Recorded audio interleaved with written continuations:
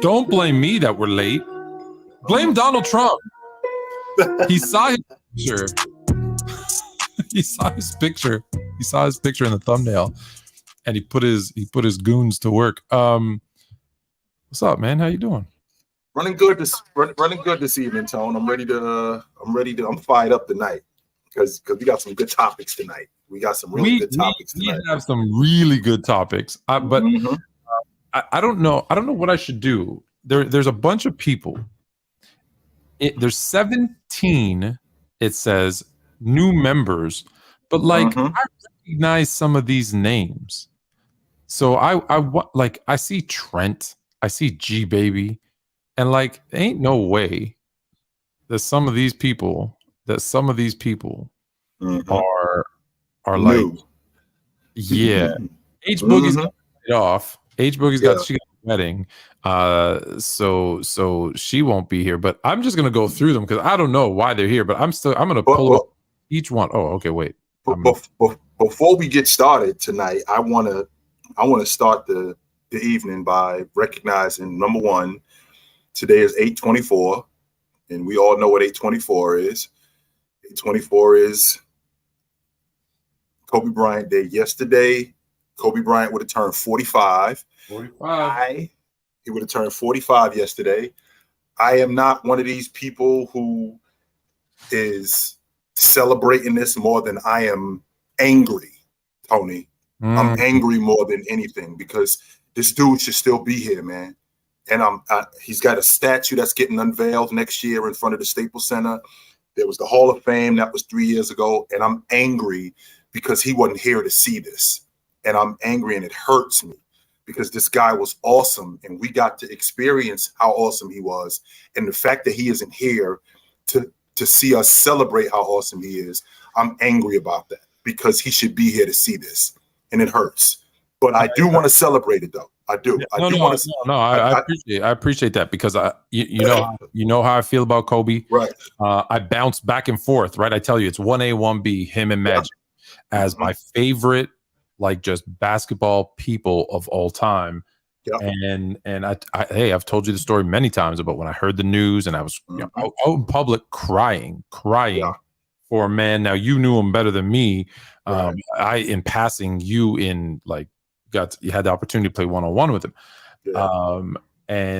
But it was never I was so excited not just to look back at his basketball career, but things he was doing for, as a family man, which wasn't how we viewed him when he was playing. We didn't, he became like, oh man, that's the kind of dad I want to be, really involved with his kids. Like a lot of that inspired me to be who I am as a dad. Right. And then the stuff that won an Oscar, he was going to do that. Like he had the promoting of the WNBA, like he was doing a lot of stuff. I have this picture, and I'll give credit to David Zinyama AI. This is how I wanted to see Kobe. Yes, this is how I wanted to see Kobe. Right, not supposed to be. Not the other way. And I know everyone's been sharing their Kobe stories and their favorite moments. And, I saw you guys on the panel talking about it, and I jumped in on the chat and they're like, what's your, and Shaq was like, what's your favorite? And I'm like, my favorite was when he told Shaq, if he wants the ball, go get that motherfucker. Better go rebound that mother. You know what? Yeah, absolutely. People were like, how is that your favorite moment? And I'm like, because when it comes to things he did on the court, how can you pick one? But that moment kind of epitomized like what kind of competitive spirit he had. It wasn't that. I know some people think, and maybe you have a different opinion. I didn't think that was him being disrespectful to Shaq. I felt that it was like, yo, I'm gonna work, as hard as 100% to do whatever I can on this court to get mine, and you need to do the same. So if you want more shots, go get more shots. And it was more of a motivational thing. I felt. Did you feel the same? Well, it was more than I'm gonna go get mine. More than it was more than I'm gonna go get mine. It was, I want you. Sorry, you don't have to be. Interrupt you. I have to interrupt you. I don't know if you believe in like spirits. And I was just about to say that to him. Maybe he came in and knocked the book over. You just see that? It's cool. Maybe he came in and knocked the book over. So that book is for months and has never. Maybe he came in there and knocked it over. Like, get this out of here. I don't think it, Tone. I don't think it was him getting his. I think it was him being. He wanted it reciprocated. Like, you might not be as good as me, but the work, I need to see it. So if I'm gonna be out here working, if I'm gonna be out here working to get to this point, you have to do it too. If we're gonna be on the same page, and if you're not doing it, I can't get on the same page with you. So if you want the basketball from me, then go get it yourself. Until I see you doing what I'm doing, and I could understand that from a specific standpoint of a guy, putting in the work to just be as awesome as he could possibly be. I can definitely get with that. 100% I could. So I again, Tone, I'm angry. I'm hurt, which makes me angry because he should be here, man. He should see this. And the fact that he's not here, it hurts and it makes me angry because he should have seen all of this. He should have. Oh, hey, you're not going to get an argument from me. In fact, my two favorite things are basketball and hip hop. Right? You know that. You know that about me. And I knew you were mad. I knew you were mad because you called me Tony. You didn't even say Tony. You said Tony. So I knew something was serious. Yeah. I invited someone from a show that I really enjoy watching. Podcast that I really enjoy watching called Hip Hop Hoops. And I've mentioned these guys before. Hip Hop Hoops. So what I invited one of the co-hosts, Iggy, to do is come up, help us with the biggest mistakes in the NBA, and then I want him to give us his top 10 and his top 10 hip hop artists. So for the first segment, I want him to join in. So do we want to bring him right in now? You want write him up? Bring him up. Wait, we want to get. All right, let's get him. Let's bring him. Yeah, bring him up. There he is. What's up, y'all? What's up, guys? How you doing? What up? Good, man. How you guys doing tonight? Running good, brother. Running good. Wow. So you guys are talking about the biggest mistake in NBA history? Well, first we were giving a shout out to Kobe. Do you have like a favorite? Do you have a Kobe moment? Oh man, I got so many. He's one of my favorites. Wow. Well, I would go with the probably the last game. Was it the last game he played when he scored 60 against Utah Jazz? They won the game. Yeah, that was a big one for me. I remember another moment when he was going through his situation in Colorado, and my God, he was just torching the league. He looked like you would think a guy going through that kind of situation, life-changing situation, and how could he still stay locked in and just destroy the league? And that's what he did. And of course, another moment when he scored 80 on my team, the Raptors. So he torched us. It was 81. I happened to 81. It was 81, but yeah. 81. It was almost like that. It was almost like the game was when he was going through that. It was almost like the game was his therapy. That was his escape from what was going on. Well, he was just focused, right? That's how he kind of all that. That was almost what it was. Yeah. So before we get into that, I mean, Tone, we got company, man. We got a guest in the house. Like, who is this dude? Like, we can't just have this dude and just walk right up and give him a plate. Like, wait a minute, we gotta introduce him. Who is this dude? Listen, I saw people in the chat hailing him up already, so I figured everybody knew who he was. So this is Iggy, one half Iggy and Woods. I just want you to know before I even go further than that, Iggy and Woods. Mrs. Fluent's favorite team is the Cincinnati Bengals. And when I saw your name, when I saw Iggy and Woods, I'm like, oh, Iggy Woods, because she used to do like the Iggy shuffle when the Bengals were scoring. Not the same thing, Tom. No, he's not. Not the same thing. Completely different. For those that don't know, not even close to the same thing. Iggy is one of this show called Hip Hop Hoops, and we're gonna dive into that thing. But they obviously talk about hoops. They talk about hold on for a second, Tom. Iggy. Yes, sir. How about you tell us who you are? Oh, okay, there you go. How about that? From Toronto, Canada. We started this podcast about 4 years ago. I got my co-host Blackwood. We call him Woods, Chris Blackwood. I'm Anthony Iggy. They call me Iggy because my last name is like impossible to pronounce. We're both former. Like this dude the Greek dude next to me. I don't even try to say his last name. I don't even try. So. Yeah, they kill my name all the time. But we're both former basketball players, played at a very high level, professional. And we started this podcast, man. We love basketball. Like that's what we talk about basketball every day. And then hoops. Obviously hip hop is another thing that we love as well. And it just to us it just coexist together.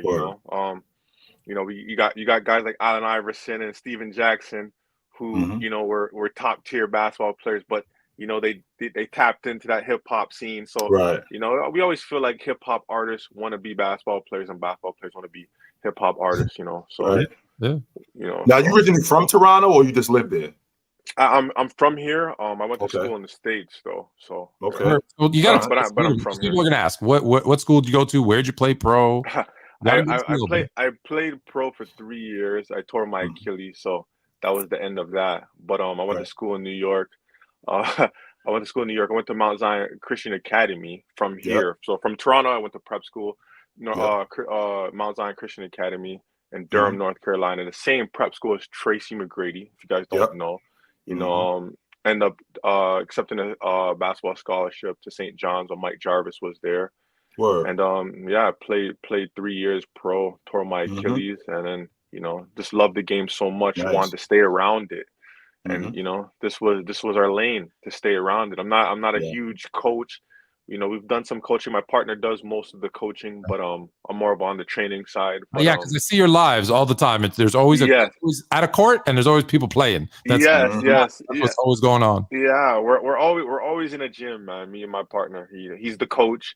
I'm the assistant coach. I'll do all the training and stuff like that, conditioning and stuff like that. But man. Iggy, how important is the meshing of hip hop and basketball? How important is it in terms of a culture? Oh man, it's like that was the outlet, I feel, for a lot of guys coming up. It's either you shot your way out of it, meaning with the basketball, and or if you rhymed your way out of it. And I think it just goes so well together. Like you can't have one without the other. So I think it's so important, man. And we love it. We love it. We're always arguing and talking. So Biggie wasn't lying when he said either you slinging crack rock or you got a wicked jump shot. He wasn't lying when he said that. He wasn't lying. It wasn't lying. Like basketball, I feel like it's probably one of the cheaper sports to play. There's rims all over the city. You can get an outdoor court. It's not as expensive as hockey or football. So a lot of guys, and then it's just an amazing sport. So And with that being said, would it be in the sport, right? If you think about basketball, you got a ball, probably wearing some type of shoe, typically a sneaker, even if like you have something on your feet. There you go. You're ready to go. Whereas you don't need a bat, you don't need a ball, a glove, like you don't need anything else to play. Like we've seen trash cans and milk cartons. You can make a basket out of anything. So absolutely, I'm sure a lot of the hoopers when they're young, they had their the hangers when they would put them in their door and grab a sock and shoot, right? Like I've done it. Yeah, I know the real hoopers feel me on that. Yeah, we used to do that. Absolutely, we did that. So how did you come to run across this dude that I'm running with? How did you and this dude ended up linking up? I would see you guys on YouTube. I believe it's players.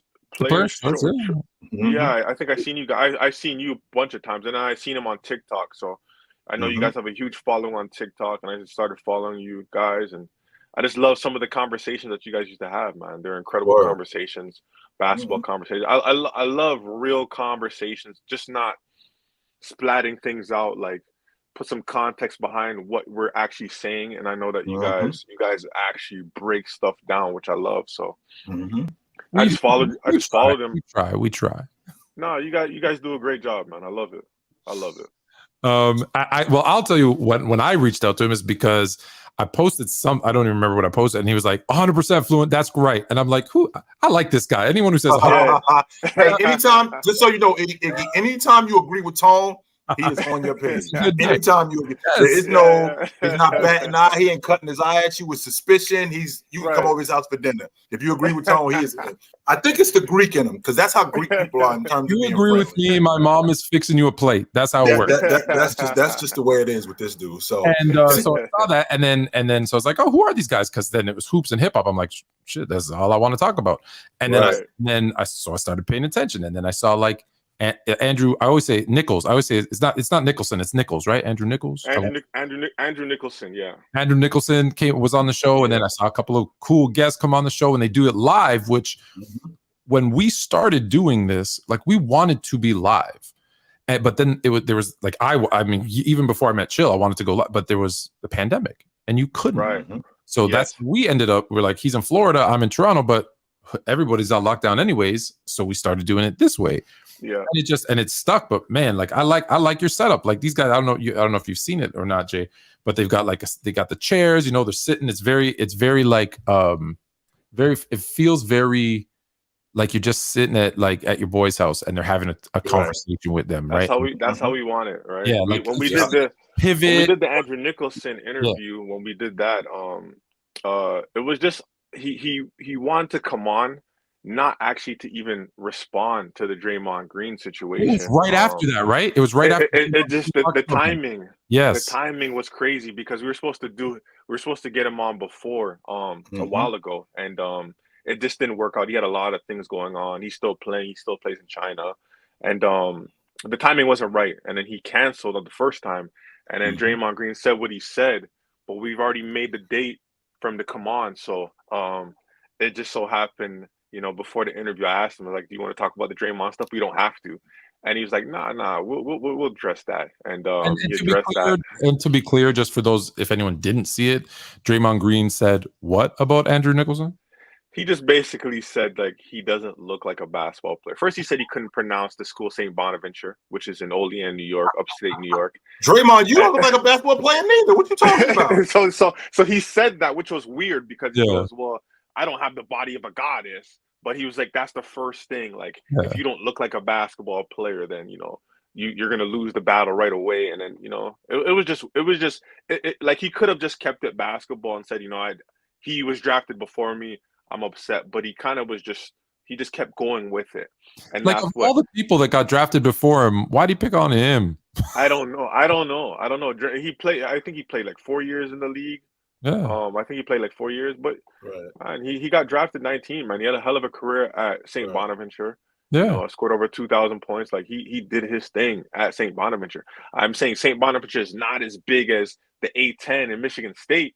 Sure. But, you know, A10 is A10. It's still a good First of all, let's get to the bottom of something really quick, Tone. The Atlantic 10, that's a good league. It's a good league. That is not a bad league. Tone, you know my story about when I played in junior college. I was an All-American, and St. Bonaventure was recruiting me. I didn't want to go to Rutgers. And because I didn't want to go to Rutgers, I'm thinking St. Bonaventure is in the same league with Rutgers. So if I'm going to go to the Atlantic 10, I might as well go to Rutgers. So what the hell I'm going to St. Bonaventure for? When in reality, that would have been a good league to play in. It would have been a damn good league to play in. So Atlantic 10 is a good league, damn good league. And at that time, like when I was coming up, it was Rutgers, it was Duquesne. Let's see, who else was in that league? I think Temple was in it. Temple was in that league. Yes, that was a good league. St. Joe's, yes. LaSalle, that was a damn good league, yo. George Washington was in there. Yes, sir. That was a good league, yo. That was a damn good league. Yeah. Hey, listen, 30 players from around the world, because it's not just from the NCAA. 30 people get drafted in the first round. So you go 19 to Orlando. Like, I'm sorry, you did something right. Yes, you did. Yeah, something right. So that kind of stuff is crazy. Whether you panned out or not, he played a few good years in Orlando. I think he played in Washington. I think for maybe 4 years. Yeah, he. I think that's where he got his not many people could say they did. Washington. Yeah, not many people. But I just think really and truly, like, I just think his game was ahead of his time. Like I think if he was in the league now and he got drafted, I think his game would be more suitable for today's NBA because he's 6'9", 6'10". He can stretch the floor. He shot about 40% from three in college. Like, They shot a ton of. He might be a max player today. That's what everybody wants. So I feel like he would be suitable for today's game. Way better. He's not a bruiser. He's not a banger. He has a nice hook shot. He can score down low. He can stretch the floor, and I think that's what obviously the NBA looks for now, right? Yeah, sometimes it's just the opportunity, right? People have to put you in the right position. So yeah, absolutely. So we're not going to say that was Orlando's biggest mistake. So do we want to? do we want to jump? Do we want to jump in? Do you want to jump into this? Oh man, I honestly, do you have the biggest ones? Because I literally want to go team by team. But if you have either one of you have a specific player or a specific team, I'm sorry, we could start with that. I'm a little biased with mine. Mine is obviously the Raptors, but when they traded Vince Carter for pretty much pennies, I think we got, no disrespect to those two players, I think we got Aaron Williams and Eric Williams back for Vince, and I think we got Alonzo Mourning, but he didn't want to stay here. He didn't come. So he didn't come. So what was that? That was Aaron Williams, Eric Williams. Alonzo Mourning, who refused, and they bought him out, and then I think he went and signed in Miami. He signed in Miami, yeah. Was there another player? I feel like, or was there maybe a draft pick? Did you say Kenny Anderson? I'm not sure. Yeah, he's Kenny Anderson. Kenny Anderson? Yeah, I don't know. I'm pretty sure there's probably a worse team decision, but that, from what I could think of off the top, man, that was pretty horrible for us. I wasn't thinking. I was thinking on the lines of the NBA. I wasn't thinking specific teams. So I wasn't thinking on the lines of just NBA teams, because we could go over teams, screwing up, like Jordan taking Michael Kidd-Gilchrist and passing on Damian Lillard, right? And him passing on Bradley Beal. I mean, I could do that all day, right? I could go off of Denver taking I got to make sure that I get his name right. Skidivilic. I can't say nobody's last name. Denver taking him and passing on Amari Stoudemire, right? So, I mean, we could do that all day. But I'm thinking on the lines of the NBA and the decisions that they made where they actually screwed up. So, I'll start with, I hated the fact that they went to 5 games in the playoffs. I hated that. I hated the fact that they went to 5 games in the playoffs, because number one, when you play in 5 games and you shorten the series, one is bad for business, and 2, does the best team win? Because it's different, and it's a difference between playing in game 4 and it's 3-1, and playing in game with the series being 3-1 and you playing in a 5-game series as opposed to a 7-game series. You play different in game 5 and game 6 as you do when you're playing in game 2 or game 3. I think that's a huge problem. That was one of the things that I thought about that I didn't appreciate at all. Because here's the part 2 of that. So I hated the 5-game series as well. I agree with you. Yeah, I didn't like that either. I hate when they did go to 7 games, they played that nasty 2-3-2 instead of the 2-2-1-1-1. And so you figure, Tone, that was during the time where if you play 3 games, right? So today is what, Thursday, and we at game 3. We in Miami for a whole week. Like, we ain't down here for 2 or 3 days. We down here till like next Wednesday. The whole week we down here. Now, if you split at home, right? You now have to play 3 in a row on the road. Like, you're going, if you go back home, you're going back home down 3-2 at best. At best. That's tough. And then you got to win. I know it's home, but then you got to win 2 in a row at home. Like, heaven forbid you lost the 2 at home. Yeah, like, I never thought about it. I never liked the lose 2 in a row at home and then come back and win the series. Could you imagine if the next 3 were on the road? No way. I just think playoff basketball, you want to see more basketball, right? So Plus, Iggy, when you think about the ramifications of this, like, for example, in 1994, the Houston Rockets are the 2nd seed, right?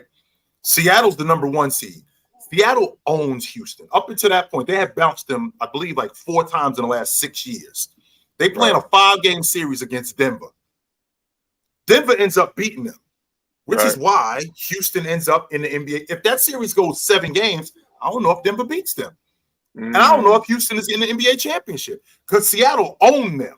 as good as Olajuwon was, as good as Vernon Maxwell was playing, as good as Kenny Smith was playing, Seattle owned them. So if you go back and instead of playing 5 games, we play 7 games, does Denver really beat them? Even though they did beat them in game 5. Okay, you got to go back home and you got to win game 6. What happens if they go back home and they don't win game 6 and they go back to Seattle for game 7? They might be demoralized. That was Mutombo on the floor with the basketball, right? Like when Denver won, when they beat Seattle. Yes. All right. Mm-hmm. Yes. Wow. Never thought about that either. For the chat, you want to put your worst. Now it could be worst things like we're talking about. We're going to go through each team right now, and I'm going to give you one, and you tell me if you think that's this franchise's worst. We're going to do a little rapid fire worst decision, but throw it up in the super chat. The best one comes on the show to make their case. So we're going to start. We're going to start with my favorite punching bag, the Atlanta Hawks. So the Atlanta Hawks, Joe Johnson. 6 years, $123 million. Wow. Listed as their worst decision the Atlanta Hawks ever made. True or false? False. Yeah, false. What was worse?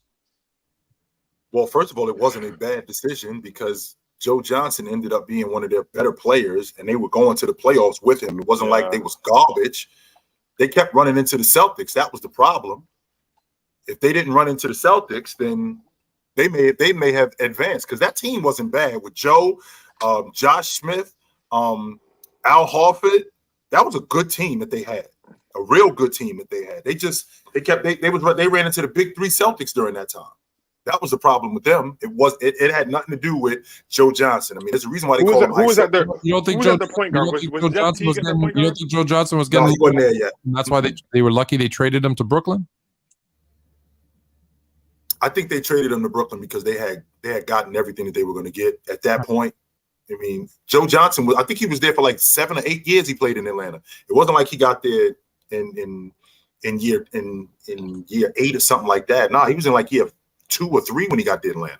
All right. And he left Phoenix. I'm going to give you 2 Atlanta ones. You tell me if who drafted him. Boston drafted him, right? Joe Johnson. And traded him to Phoenix. Traded him. Yeah. So, and I'm going way back. I'm going to go way back to the St. Louis Hawks, drafting and trading Bill Russell, or drafting and trading Luka for Trey, trading the picks for Trey when they could have had Luka Doncic. Is either one of those 2 things Atlanta's worst? Okay, well, first of all, the Bill Russell, that was an inside deal. There's a reason why that worked. Okay, you draft Bill Russell. Still, but yeah. You draft because Bill Russell when they was in Rochester, that wasn't going to work. So you draft Bill Russell. We'll give you the Rockettes and trade Bill Russell. That's the way. I know that sounds ridiculous. That's the way that works. You draft Bill Russell, and we'll give you the Rockettes up there, and you send Bill Russell to Boston. Would Bill Russell have been Bill Russell if he would have been in Rochester? Probably not, because that organization was not ran like that. Weren't they the St. Louis Hawks at that point? They were with St. Louis Hawks with Bob Pettit. Oh, but it just wouldn't have worked. Mm-mm. Don't forget, Tone, St. Louis was the same town where when they went to play, the black players they had to stay in different hotels, and Bill Russell couldn't eat in the hotel. That's why they ended up leaving that hotel. He went downstairs and told Red, "Yo, they won't let me eat here." Red checked everybody out the hotel, and they went somewhere else. So I'm gonna have to live here. Yeah, I'm good. But if Bill Russell's in St. Louis and he's not in Boston, we have no Boston dynasty. Do we have a St. Louis dynasty? Does Bill Russell switch teams, which is like almost unheard of back then? Right. That is a tough one. And then the Celtics have what, like 9 rings? No, 6 rings. Do they even have that many? Are they still even an organization? 11. Not 11. Because remember, Iggy, it was only 8 teams in the league. Most of them might have folded. My Lakers folded. No, anything to make the Celtics worse. I love it. All right. Speaking of the Celtics, that's tough. I don't know, man. That's a tough one. So I'm going to try to go through these ones faster. Chat, feel free to jump in. Boston Celtics, and look, I'm taking a list that was like I took some online lists. So I'm just throwing them out there. This is what the people voted. Boston Celtics breaking up Pierce and Walker. So the 03-04 NBA season, despite making the All-Star team that year, the Boston Celtics decided to trade Antoine Walker to the Dallas Mavericks, breaking up Walker and Pierce. Was that the worst thing that the Celtics ever did? Was that the worst thing that the Celtics ever did? I don't know, man. I think trading Antoine made Pierce flourish, man. I think when Antoine was gone, Pierce, stepped up. No, I don't know. You want to know what the worst thing that they did, Tone? How about we rewind the clock back to 1988? Okay, we're going to rewind the clock back to 1988, and Kevin McHale, who is still awesome, but he's on the other side of who he used to be. And there's a deal on the table. How about you send me Kevin McHale and I'll send you Sam Perkins? And the Celtics said no. This is a second year Sam Perkins, by the way. But Kevin McHale was still the broke foot Kevin McHale in 87 in the finals. So the next year in 88, when Dallas was in the Western Conference Championship. Sam Perkins moved the needle. No. Now we see what he looks like. We're talking about a young Sam Perkins. Year 2. He just finished year 2, going into year 3. And Kevin McHale, who is still awesome, but he's on the other side of who he used to be. And I get Sam Perkins. I might get 8-9 years out of Sam Perkins. And playing in this system, it might be different.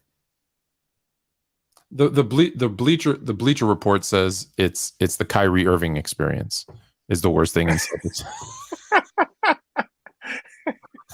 Could we just do that for any team he's been on? I don't know. I don't know if it was the worst experience. They straight fleeced it. They straight fleeced Cleveland for that. They did. Straight fleeced them. Brooklyn Nets. Was the Brooklyn Nets' worst decision trading for every single Boston Celtic in a wheelchair? That was the worst. 100% of all the Iggy. I don't know what other, because I'm thinking about the New Jersey Nets. I'm thinking about them signing Michael Ray Richardson at the time when he had just left the Knicks. He had a drug problem. I'm thinking about them trading Buck Williams. That was pretty bad. But having Danny Ainge hand over Kevin Garnett, who was over, by the way. Was done. Paul Pierce, who was over. He was done. Jason Terry for, I think, 3 ones, which turned out to be Jason Tatum, Marcus Smart, and Jaylen Brown. That's a fireable offense. You fired. You fired. Why are you still on the staff? You fired. Didn't they change owners after that? Like, didn't Brooklyn change owners? Like, because it's not the same owner, right? Yeah. That was the Russian dude. Yeah. Pokerov or whatever his name was. Yeah, he got the Donald Trump treatment. You're fired. Darren Williams was on that crew, and it was one of them things, Iggy, where it sounded like a good idea from namesake. We're gonna get Kevin Garnett, we're gonna get Paul Pierce, we got Darren Williams here. Joe Johnson was there too, by the way. So it sounded like a good idea. When in reality, no. Don't fall in love with the names. They're not. This is not. Doesn't. Man, okay, hold on. I do want to ask you a quick question before we go to the next one. How much time you have, Iggy? Because we got to get your top 10 list before you go. Your NBA, and then your top 10 hip hop artists. Okay. Yeah. All right. So we'll go. I'm going to try to go through these teams faster again. Rapid fire. Yeah. 27. The Charlotte Hornets. Oh my God. Taking Michael Kidd-Gilchrist and passing on Damian Lillard. I'm out. We ain't even got to talk about this. I'm straight. But we can do that for so many more guys. Oh my God. Man. Can I give you 2? I'm going to give you 2. The first one is, and I don't care what he said, trading Kobe. It's Kobe. They would have wrecked Kobe. No. They would have wrecked him. I don't care. They would have wrecked him. I'm glad Bryant didn't end up in Charlotte. They would have wrecked him. That was a playoff team, and they wouldn't have treated him like they did in Los Angeles. They would have wrecked him. I'm glad Bryant didn't end up in Charlotte. You don't trade him. But number 2. No, we don't know we don't know who Kobe Bryant is in 1996. He's a high school kid. We don't know who he is. I don't care. My dad, Vlade Divac, is not worth Kobe Bryant. Number two. Hello, Dad. Number 2. It's actually my older brother. He's not my dad, but whatever. Letting Michael Jordan buy that damn franchise and run it.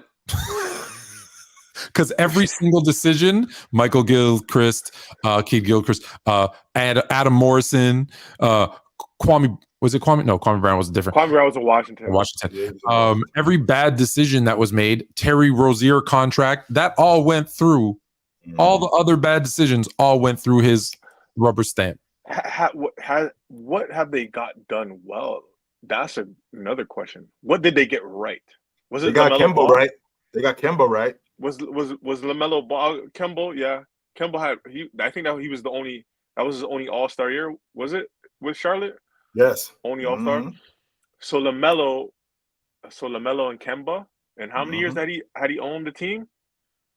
I think he bought the team in 2011. No, 2010. Something like that. Cody Zeller, Sean May. Like the list is long. The list is long. Even Kemba, like even that they didn't do. They drafted him, but they didn't do him. They didn't do him any favors. They didn't help him. All right, Chicago Bulls.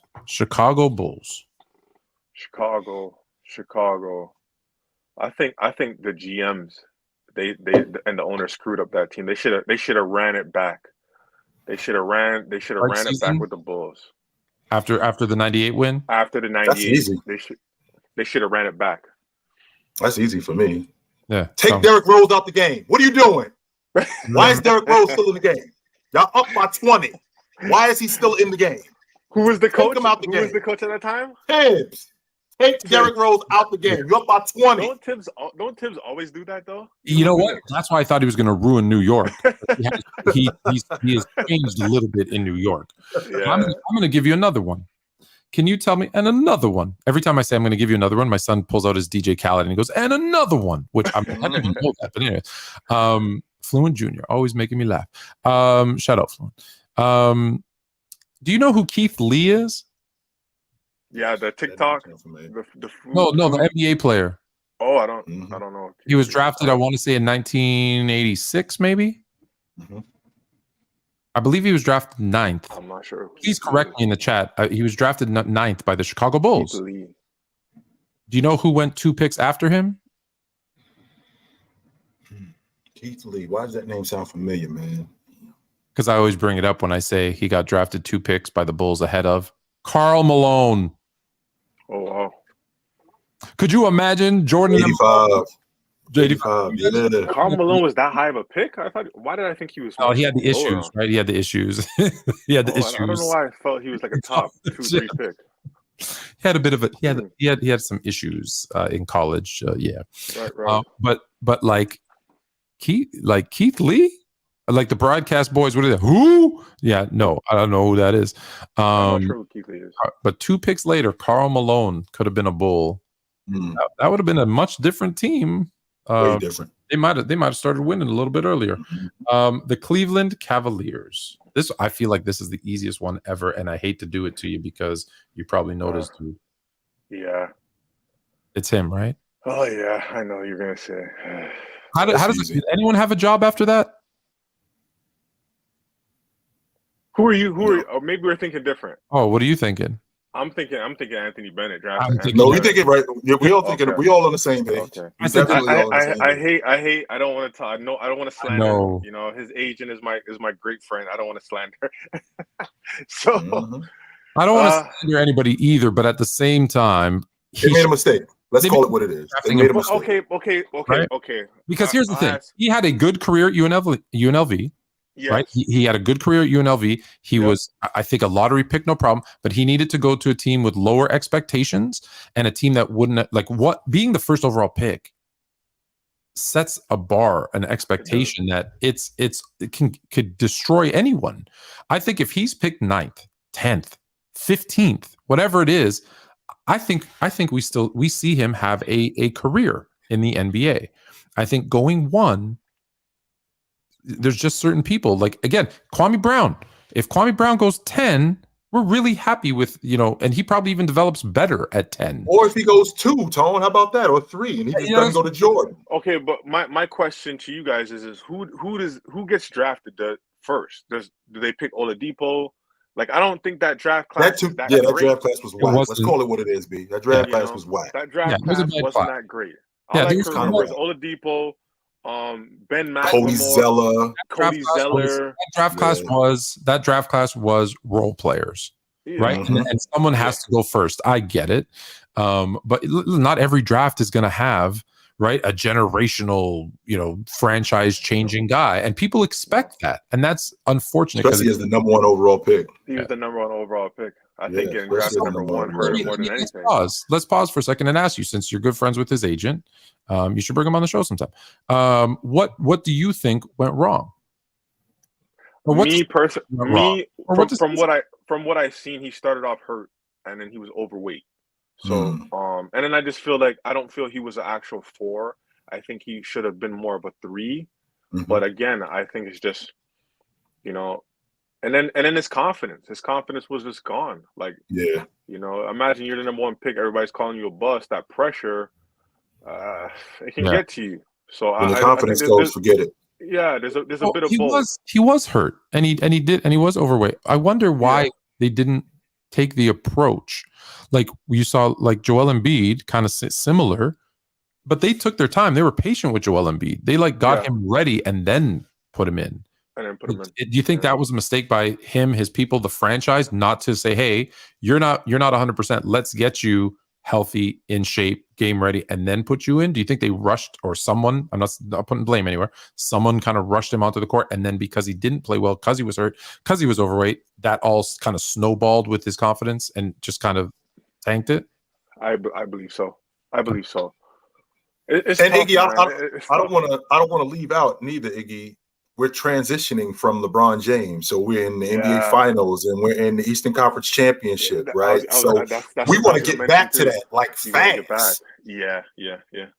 So we don't have time to develop this number 1 overall pick. Yeah. Like, come on, my man, you need to be nice now.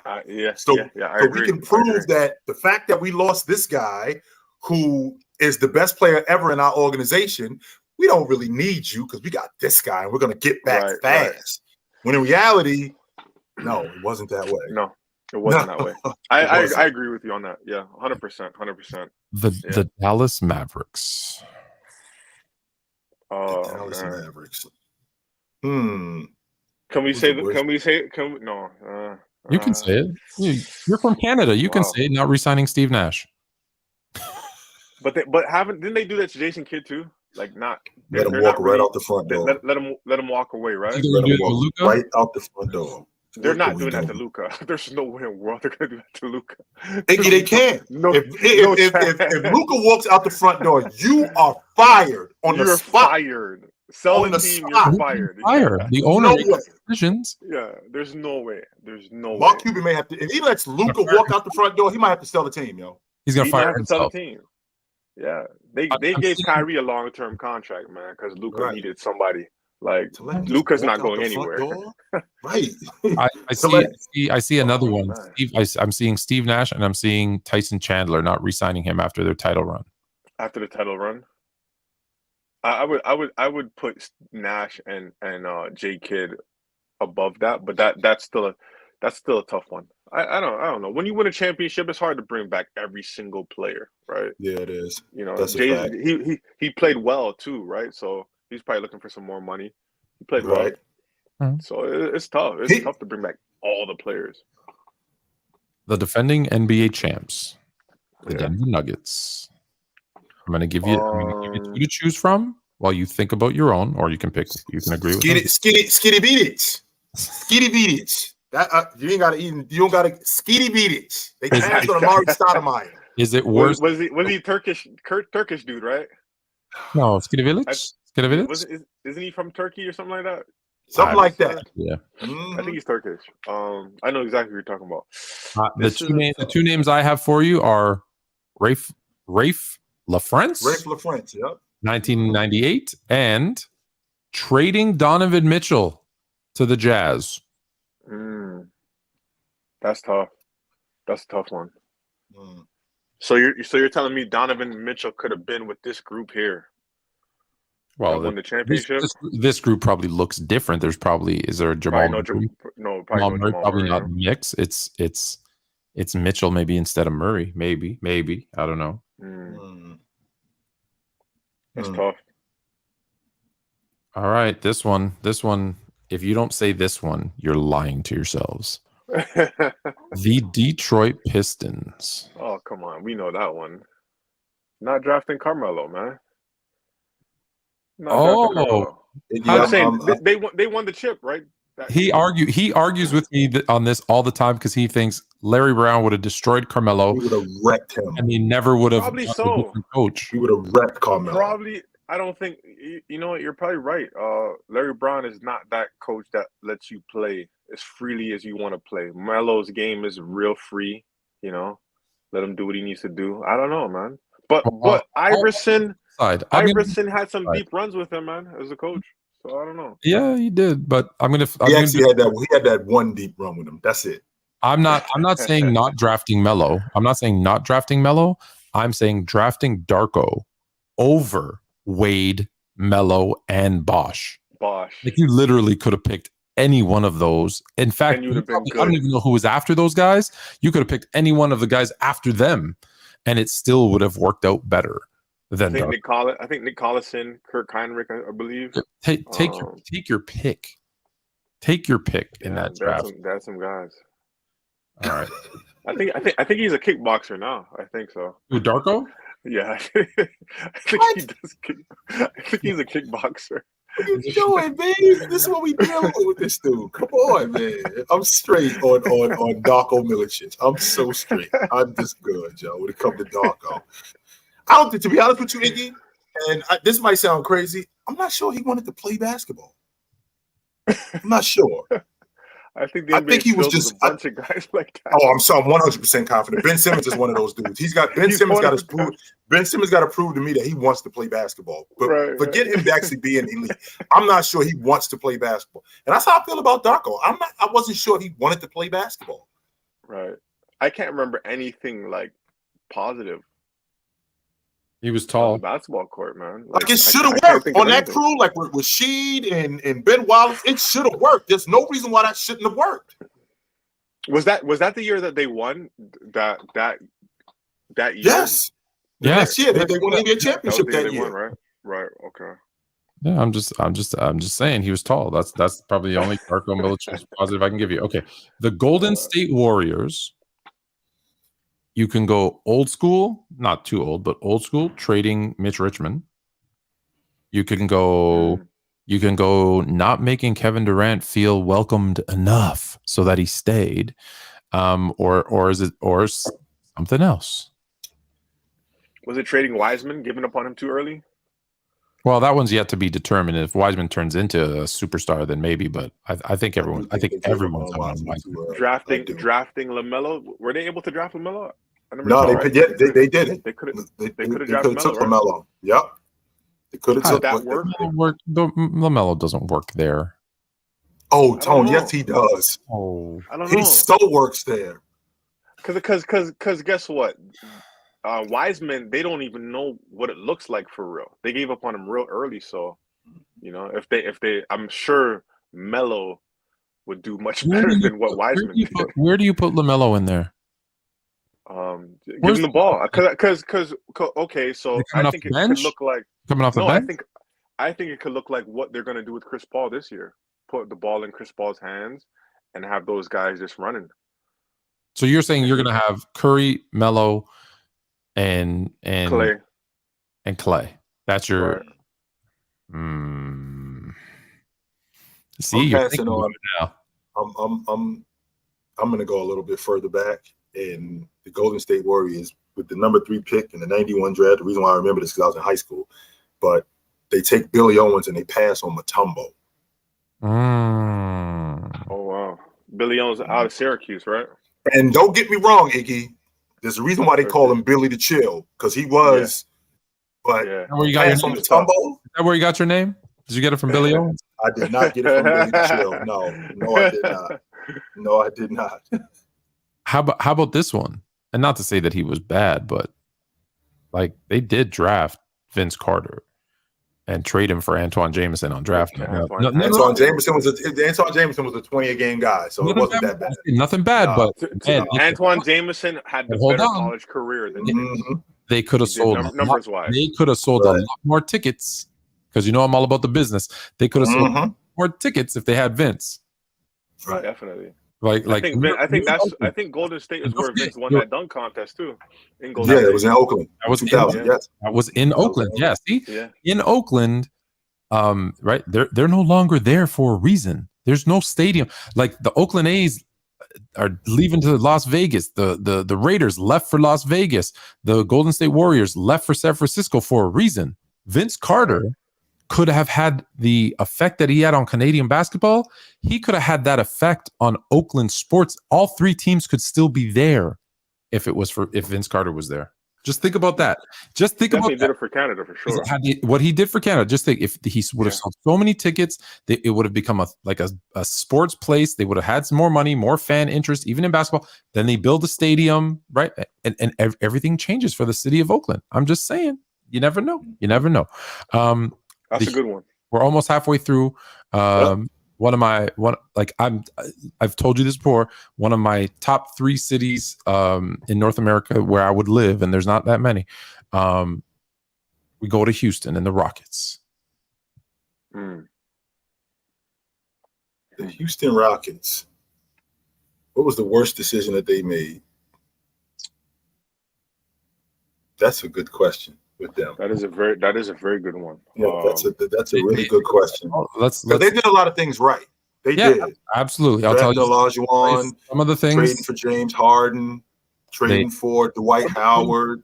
Is that a positive or a negative? Because some people have that as a negative. It was in the Western Conference Championship. What about Mr. Anderson? $80 million to Ryan Anderson. Oh man! Anything else jump out at you? That might be a little bit of an overpay. Did what's his name? Oh man, for the kid. Oh, Tone, wait a minute. That's easy for me, Iggy. Now that I think about it, they let Moses walk out the front door. What are you doing? Okay. Yeah, just what the league MVP. They traded him. No, they had to. That's how it went back then. You could walk out the front door and get compensation, but he was a free agent, and they didn't re-sign him. Just for the people that don't know, Moses Malone was there was no free agency, but his contract had expired. He was the reigning MVP, and instead of figuring out a way to making him happy, he decided, I'm going to go to Philadelphia and join Dr. J and Maurice Cheeks and those dudes who just lost in the NBA final. They orchestrated the trade that sends Moses to Philadelphia, who then wins the NBA championship that season. He gets there and boom, they win. Yeah. And by the way, Houston ran pretty well. It was fixed. Can we also remember too, Iggy? So the year he walks out the front door, they were in the NBA championship the year before that. Yeah. So. Yeah. That might. Houston has been ran pretty well. Yeah, they have been. For the most part, man. Mm-hmm. They have been. The Indiana Pacers. The Indiana Pacers. What was their? They haven't been run very well lately. Who'd they get for Paul George? Victor Oladipo. Mm-hmm. How do you guys feel? He played well until he hurt himself. He did. How do you guys feel about George Hill? Do you like George Hill as a player? Oh, I know what you're gonna say. You like George Hill as a player? I do like George Hill as a player. Would you trade George Hill for Kawhi Leonard? Because Indiana did. Yeah. That's oh no. Yeah. I don't know, Iggy. Somebody might be fired for that. Somebody might have to. You said George Hill. I knew what you were gonna say. You know where I was going. I knew you were going. Equally as bad, right there. Jonathan Bender did have potential. They did trade Antonio Davis. Bad wheels for Jonathan Bender, but that helped because I think Toronto drafted Jonathan Bender and traded him to Indiana for that, I believe. Yeah, bad wheels. Hey, there's nothing you can do about that. When we get, just so you know, we're at 19. When we get to, it's 18. When we get to 15, I want your top 5 hip hop artists, and then we're going to do the rest of the list. Mm-hmm. Number 18, this one's going to be really hard, guys. I apologize. We might just have to say, did they do anything right? Because the next one is the Buffalo Braves. The Clippers, nothing. The San Diego Paperclips. I'm good on the Clippers. We can just go. We can just run down the line of stuff that the Clippers did, y'all. Man. Come on, y'all. Where do you start? Right, exactly. Where do you want me to start when it comes to the Clippers, right? Give us a good one. Give us one good one. Oh, yeah, give us a good. Is it the Candyman? Give us a really good one. Is it Candyman? What was he drafted? Was he drafted number one? Yeah, Numero uno. Yeah. Numero uno. Damn. Absolutely. Out of Pacific. He went to Pacific. I remember, yeah. Played against him in college. He was just big. Just big, huh? You know him, Iggy. You know that dude that he just big for nothing. you know that dude. That was him. He was just big for nothing. He was just there. That was it. He was just there to take up space. Right. That was him. How about this one? I totally forgot about this one. Did you know that when they traded Baron Davis to the Cleveland Cavaliers, not the same Baron Davis, like he averaging like 13 points that season, he was garbage, but under a big contract. He only played 15 games for the Cavs that season, but so they trade him to the Cavs. But to get the Cavs to take that big salary for a washed-up Baron Davis, they said, "Oh yeah, here, take our unprotected first-round pick." Oh my God! Ended up being the number 1 overall pick, Kyrie Irving. There you go. Kyrie Irving. It's the Clippers, yo. That's the Clippers for you. Oh man! Clippers. Oh man! That's the Clippers, yo. That's all I got. One of the Buffalo Braves. That's all I got to say. That's the Clippers, yo. That is the Clippers. That's all you got to say. It's the Clippers. This one. That's it, yo. Now, listen, let me just tell you right now, y'all better be very careful with this one. Los Angeles Lakers. I know they did nothing wrong. I get it. No, it's fine. I know where they got jerked at. They were supposed to get that Chris Paul trade. Got vetoed. Absolutely right. That trade got vetoed. The reason why they didn't get jerked, Iggy, is because, again, the NBA owned the New Orleans Pelicans. And if we trade our best player to the Lakers, the value of this crew goes in the cellar. Right. We can't have that. No. Yeah. In addition to what would actually happen with the Lakers, right? With them now getting Chris Paul and being able to have more money to get other guys. No, we ain't doing that. No. That's not it. The Lakers are always fleecing somebody. The GM of the team made a trade. You can't go in after the fact and say, you know what, this doesn't work and veto it. No. But anyways, I will say this. I'll only put this one out there. And I don't know if they could have done anything different. I don't know that if they could have.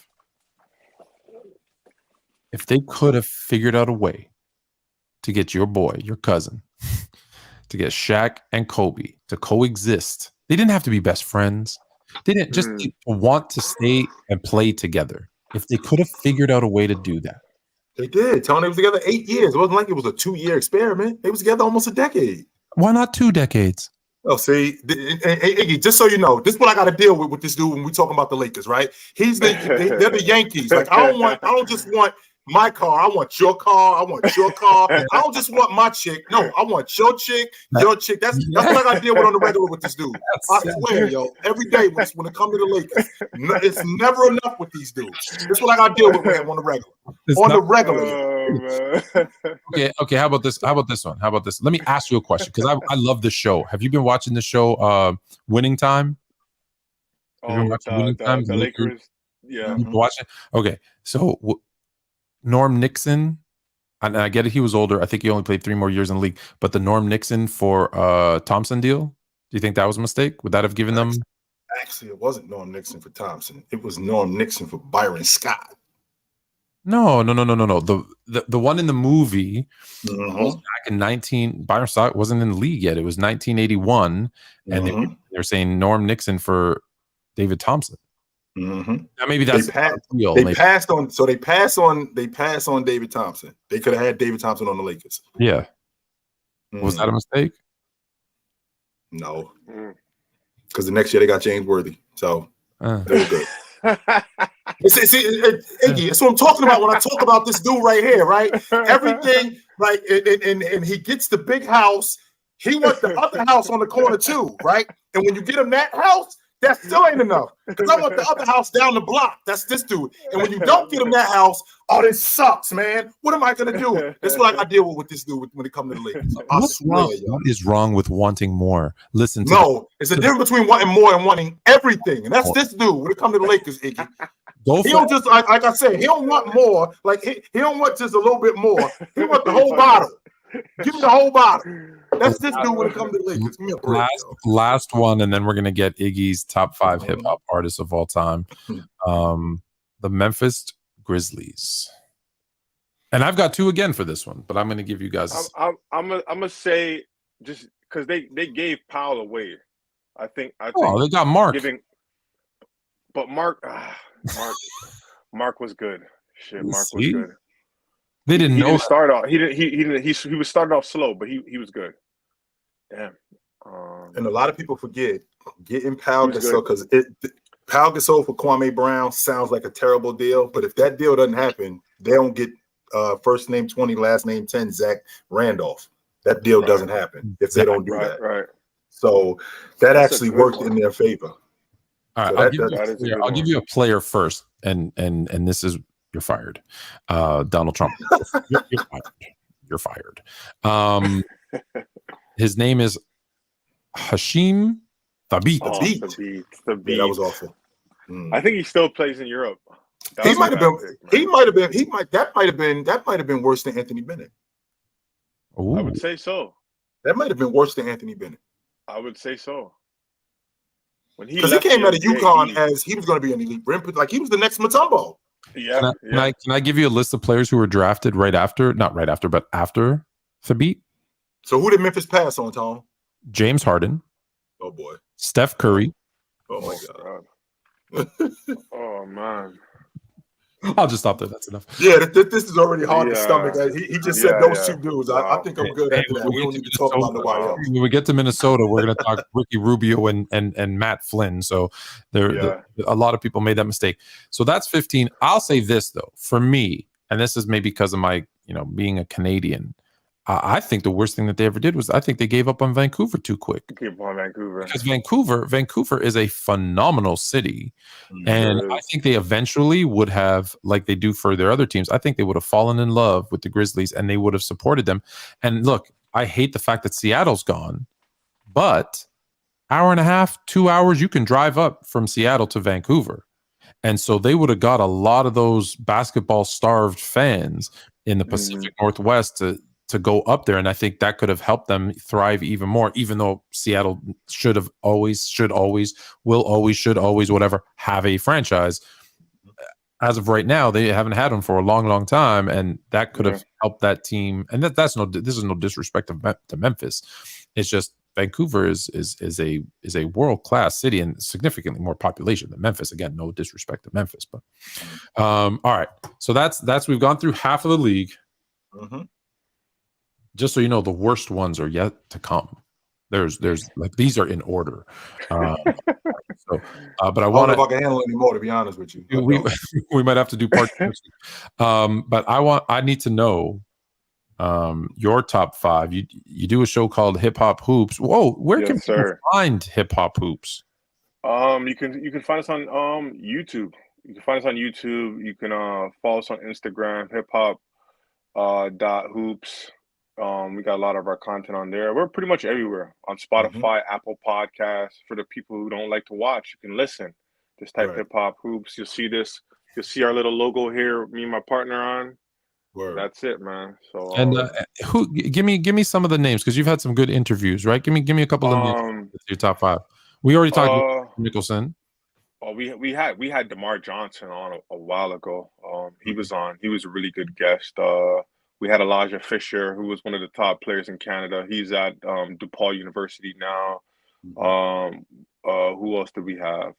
Man, we had George. We had Mike George, Jamal Murray's agent, and Anthony Bennett's agent. He came on. I just did an interview with him not too long ago. We had Kayla Gray, who's she works for the Raptors. Didn't I just see you with? Was it? I don't know who it was. Was it Antoine Jameson? Was it? There was someone. Oh, my partner. He was out in Vegas where he's seen Antoine Jameson, and he got to chop it up. We did something with John Calipari not too long ago. He was in Toronto for the Global Hoops Jam. For the Global Jam. So they serious over there. They sound like y'all serious over there. These dudes ain't playing. They serious. Word. Yeah, and we got a bunch of big ones coming up too. So just to stay on Nice. the lookout, man. I couldn't find that speaker. Siri, nobody is talking to you. Why are you talking, Siri? I'm doing something right now. Why are you talking? This is what I'm talking about, Iggy. I'm not even talking to her. I'm talking to you dudes. Why is Siri talking to me? She needs to learn one valuable lesson. Her job is to listen, not to talk. That's it. What's she talking for? I wasn't talking to her. I'm talking to you dudes. The government pays her to listen. They do not pay Siri to talk. They pay her to listen. Why is she talking? I'm sorry, yo. As you were saying. Hashtag birds aren't real. Go ahead. All right. Can you do it in reverse order, like number 5, and then work your way down, or do you want to go 1, 2, 3, 4, 5? You can do it. Did you say top 5 or top 10? Because I got my top 10, man. Give me top 10. Yeah, if you got top 10, give me top 10. I'm gonna start from the top, man. Top 10. I got Tupac as the greatest rapper of all time. Pac at number 1. No issue. And if anybody who wants to say Biggie is number 1, I have no problem with that. Like I think it's like 1A, 1B. Whoever, but I think those two are at the top for me. I know Biggie's career wasn't long, but the albums that he dropped were just, and his storytelling was incredible. But I got Tupac 1. I think he has some of the most impactful music ever. Keep Your Head Up is one of my favorite hip hop records of all time. Keep Your Head Up by Tupac. I got Jay-Z number 3. You know, when you have 14 number 1 albums, like, come on, like, you know. How many Grammys does he have? Like, he has the most Grammys at all these hip hop artists. Like, every album that he has is platinum, and he's still going, right? And he's been in the game for 20 plus years, and he's still relevant to this day. Like, he knew how to like adapt to change, and I feel like a lot of other hip hop artists weren't able to change and adapt to the new stuff. But I got Nas at number 4. He's still going. Nas's storytelling, his lyrics, he's just a crazy lyricist. I got Drake number 5. I got Drake number 5. I think the run that he's on, I don't know if anybody's had a run like this.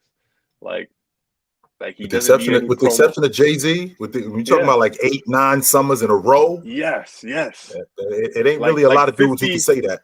50 had an amazing run. Lil Wayne had a run, but I don't know if anybody had a run like Drake or Jay-Z. I think the runs are just incredible.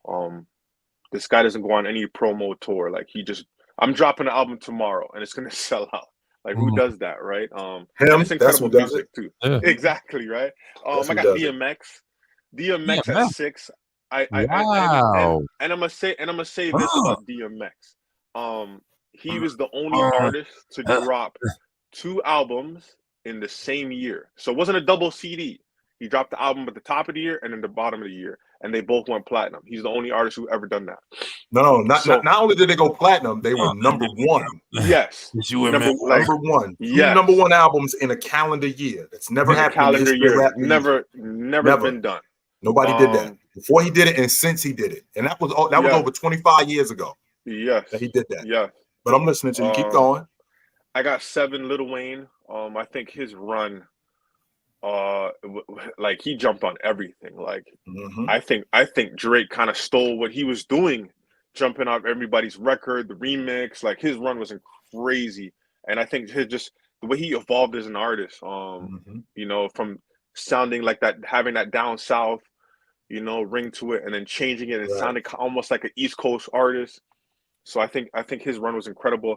I got Kanye. Like if we just dismiss, ignore the quirkiness and just focus on the music. Yeah. Like I think he, like I think his music's incredible. Kanye, the old Kanye. I like the old Kanye. Yes, not the new Kanye. Not the old Kanye. Yeah. The old Kanye. So I got Kanye number 8. I got Snoop at number 9. I think a lot of people don't talk about Snoop, man. Like I think his first album is like one of the greatest albums I've ever heard. Like that album, that first album doesn't get talked about a lot. I know a lot of people from the West Coast, you know, they say Dr. Dre, they talk about Ice Cube. You know, I hear that a lot, but I don't like Snoop Dogg might be one of the most popular human beings on earth. Like to this day, he can make anything look cool. Like he can show Martha Stewart, and it could be cool. I was about to say he made Martha Stewart cool, so know, right? Yeah. And then I got Eminem at 10. People are gonna kill me for that because he sold so much. I think he probably sold the most out of anybody. But I got M at 10. I think him is his. I wasn't sure, Tony, if he was going to say Eminem, and I was about to say that this sound like my top 10 with Kobe outside the top 10, and I was going to get roasted for it. I was waiting for him to say somebody at 10, and I was about to say, Tone, this is the equivalent. I'm telling you right now, this is what people are going to say. Eminem not a top 10 rapper all time. Eminem, I got M at 10. I gotta ask a question because you missed like 3 dudes who are in my top 10. And so I got to ask the question I'm going to give you the names. The first one, actually, I'm going to give you 4 names because the first one I need to do this because I need to be funny. How you from Canada and don't have Maestro Fresh West on your top 10? Man. Come on, you don't know. Maestro's supposed to come on this show too, so I hope he doesn't see this because he's supposed to come on the show very soon. Let it slip. So I hope he doesn't see this. I used to love me some when I was a kid, but no, seriously though.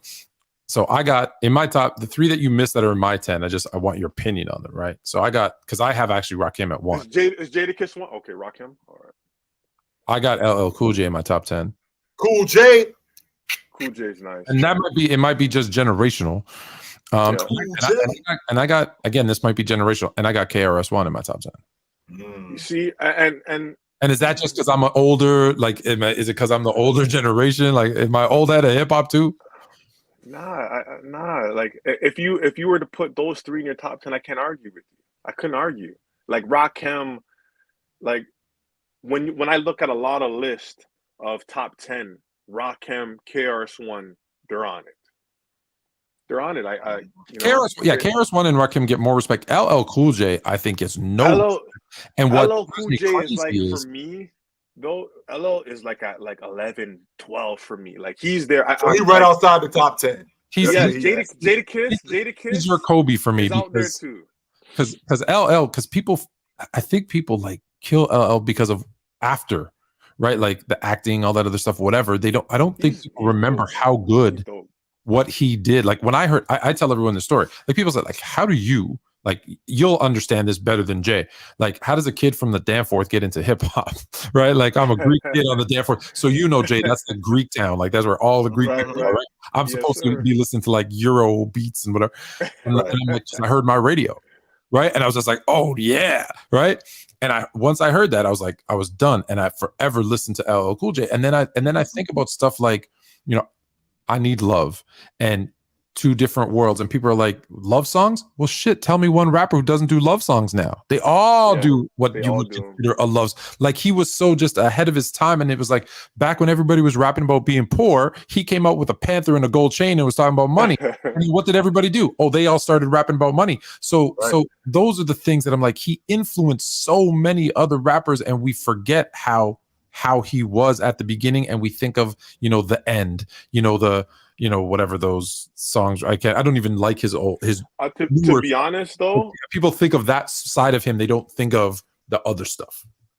To be honest, like we did a 6-part series of hip hop turning 50, and really and truly LL was my introduction to hip hop. It's crazy. Yeah. Like the song Boomin' System was like one of the first. I was playing that in my car yesterday. So like that was one of my first songs. Like that was in the car. I was playing that in my car yesterday. I want to be a hip hop artist when I heard that song right there, Boomin' System. So it's crazy. I love LL, man. I love 100%. Word. I got a brother like me because they be getting funky frequently. I tell you. Pass the Heineken. Yes, but anyways, okay. Yeah. All right, that was still a good list. Jay, any ones that you feel I know you have Eminem in your. I got Eminem in my top 5. Will be out of my top 10. I want to hear you guys. I want to hear you guys top 5. I got Eminem in my top 5. I think Eminem. I'm Biggie the best I ever heard of all the rappers. Biggie's the best that I've ever heard. I wasn't that big of a Pac fan as everybody else. And I had a lot of disdain for Pac when Big got killed because I felt like he was the reason. But then I went back later on and I started listening to Pac, and I had to come off that because I was like, yo, this dude is dope. So stop the nonsense. Whatever that happened, that had you ain't had nothing to do with that. Pay attention to the music. This dude is dope. But when you're talking about a list like that, I mean, a lot of that has to do with what the criteria is. I'm a lyricist fan. I want to hear something where you say something and I go, hey, Iggy, hold on for a second. What was that? Say that again, what you just said. I want to make sure that I heard that correctly. And Biggie, Jay-Z, Nas, Rakim, and Slim Shady all do that for me. Hey, all five of them. And Drake is right on the outside of that. Drake is right on the outside of that. My favorite West Coast rapper of all time, Ice Cube, is in my top 10. I was a Snoop fan, but Snoop is an ABC 1, 2, 3 you and me rapper. But the way he sound, the way Snoop sound though, it just him rhyming ABC 1, 2, 3 you and me, it just sound dope. Even if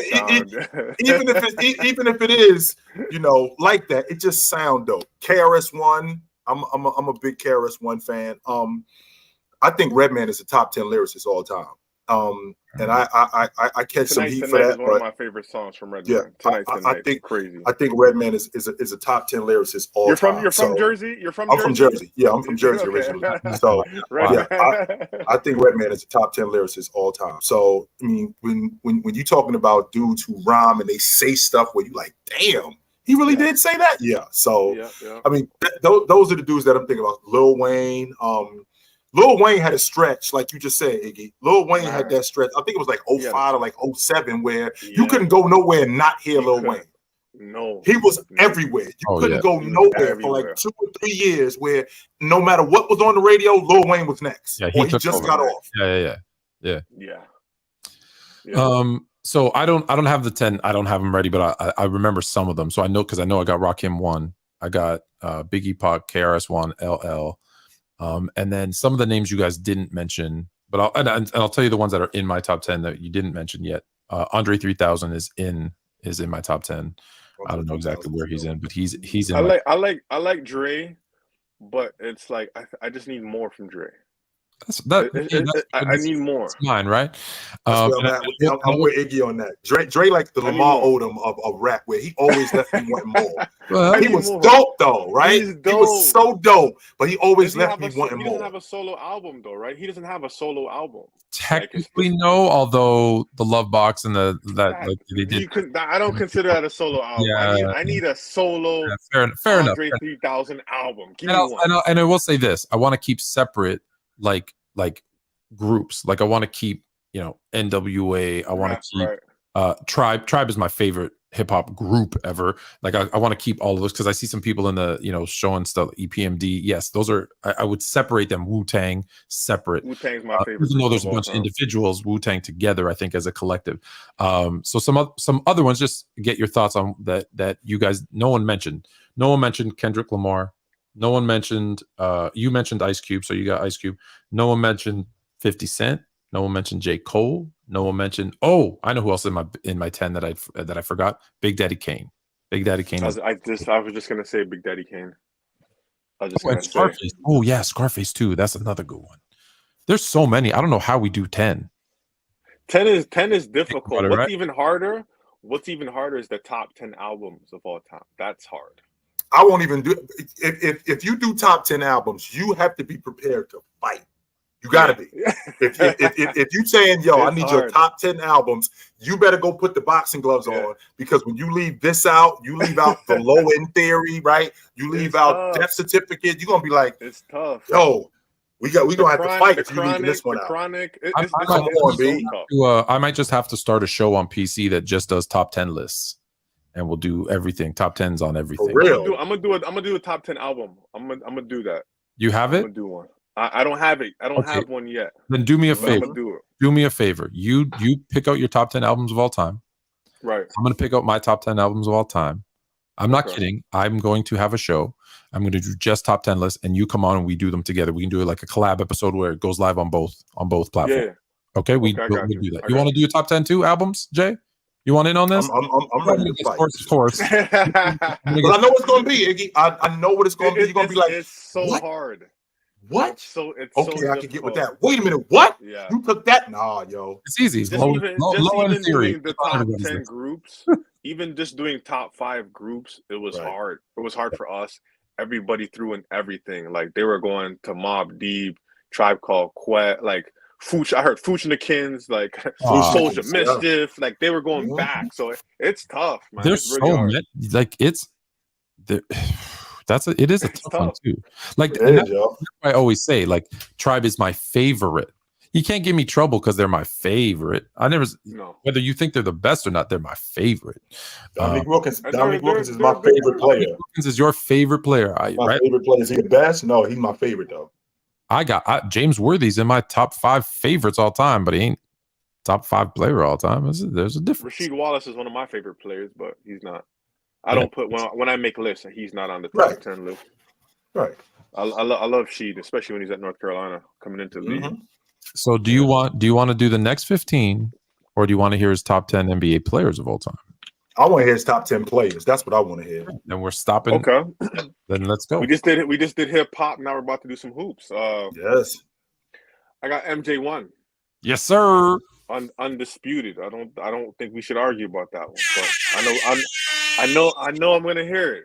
No, you won't. That's me. I got Kareem. I got Kareem at 2. I got Kobe at 3. I got Magic 4. I got LeBron 5. I got Duncan 6, Shaq 7, Bird 8, Russell, and then I got Wilt at 10. Wilt at 10. I got Hakeem. Hakeem is. Can you just run that? Can you just do it one more time for me? Sorry, because I was in awe there at the beginning. So can you just run it back one more time? I got MJ 1, Kareem 2, Kobe 3, Magic 4, LeBron 5, Duncan 6, Shaq 7, Bird 8, Russell 9, and Wilt 10. I ain't mad at that list. I just think Wilt, man, I know he was going against the Celtics, and it's hard. What I try not to do is it's hard for me to compare guys I never seen. I never seen Russell for real, so it's hard for me to talk about Russell. But what's undeniable is those championships that he won. Right? I look at the teams that they were on. His teams are pretty stacked. Would have they won without him? I don't know. I look at Wilt. I think Wilt, as being as dominant as a force he was, I think he should have won more than 2. I think he should have just won more than 2. Like I think he should have. Even though the 2 that he won, they were in dramatic fashion. So they were the only team in the 60s to beat the Celtics. No other team in the 60s beat the Celtics. And in the 70s, when they won that NBA championship, it was the only team in NBA history. Number 1, they had the best record in NBA history. And number 2, they won 33 straight games, which to this day, 50 years later, is still a record. And Miami didn't win. You got up to 28. They only got up to 28. Okay. Yeah, they only got up to 28. I thought you were going to say the Russell Celtics, but you said the Celtics in the 60s. So that's it. They were the only ones. So, I mean, that's his list. That's his list. And it's obvious. It's obvious that with his list, what he cares about, his criteria is winning. And I could get with that. I don't hold winning in that high of a regard. And the reason why I don't hold winning in that high of a regard, because it takes a lot to win. A lot of things need to go your way in order for you to win. That being good ain't good enough. Don't get me wrong. Being good matters, but being good ain't good enough. You need some stuff to go your way in order to win. Not that you don't care about winning. No, I don't. It's not that. I know that you're not saying that. But like if you're really trying to look at an individual, I've always been meaning to ask you this. Isn't Wilt 1? Because I got him at 4. No one could score like Wilt. No one could rebound like Wilt. No one could like block shots like Wilt. Like he is like the only negative against him is he didn't win. Everything else, he's one of one. Like he did everything. How long was his career? At some point in his career, he did everything better than everyone else. He played 13 years. He showed up in 59 in 14 years. I'm sorry, 59 to 73. Most points in the season, he did it. Most assists in the season, he did it. Rebounds, blocks, like even though they weren't counting blocks initially, like he did. You could watch. He blocked a ton of shots.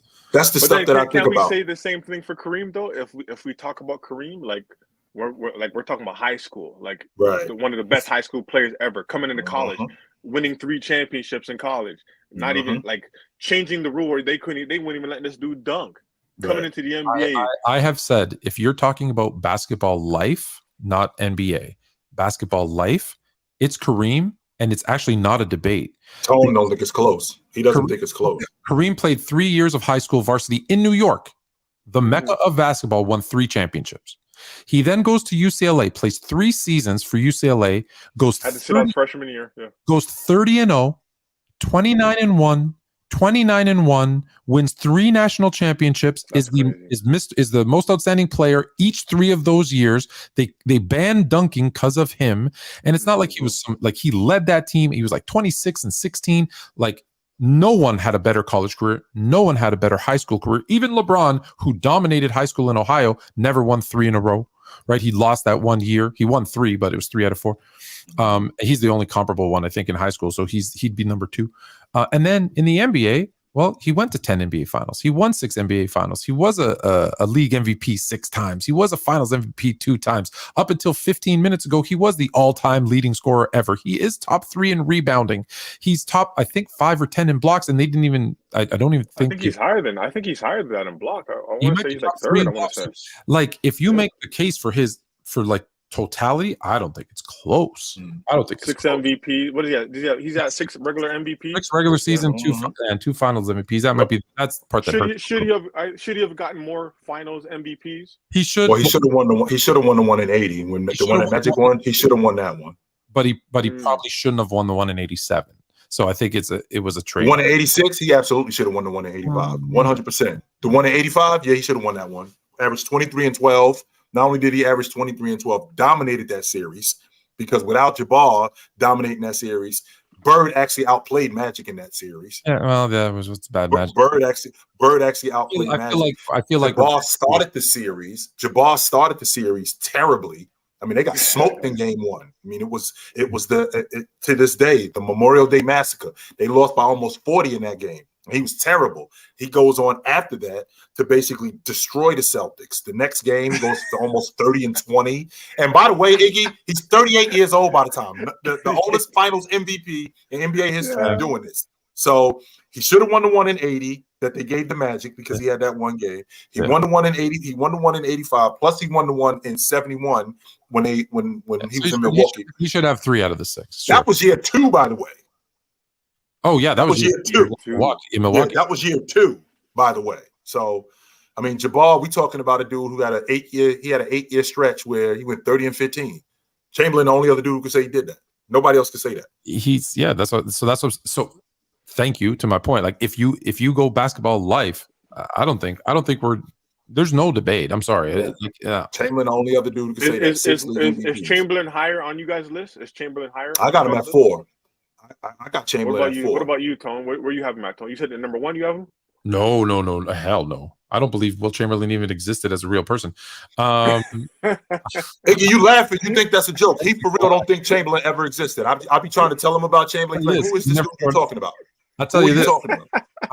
I've been researching his 100-point game, and there's only 2 things. There's only 2 things that are possible. 1, which I believe he did not do it. 2, it was fixed. It was a gimmick to allow him to do it for publicity. That's the only 2 ways that would have happened. So I have Wilt. Let me see. Wilt is either he didn't do it or he did do it and it was a hoax. Yes. But all my research is showing that there's no proof that he did it. Right. So the NBA made it up. Right. That's what I'm talking about, Iggy. So he don't even think Chamberlain is a real person. This dude never existed. Forget Chamberlain. Take Chamberlain out the top 10. Take him out the top 20. Chamberlain never even. No. 20,000 is a lie. I think 100 is a lie. I think 50-inch vertical is a lie. I think 400, 500 pounds benching is a lie. I seen some footage of him. What? That's not true. No, Iggy, you didn't. You know why you didn't see it? Because Tone make it clear that footage is altered. It's doctored. That ain't really Chamberlain. No, you maybe saw some footage of there was a high school player named George Marcus. You may have seen him play a little. He looked identical to the person they call Wilt Chamberlain, but Wilt Chamberlain was a character that was created for the first version of NBA 2K. There you go. Unbelievable. This is incredible, Lee. I'm telling you. But to answer your question seriously, I have him at 8. You have him at 8? I have him at 8. What are you guys top 10 though? Let me hear both you guys top 10. Tone.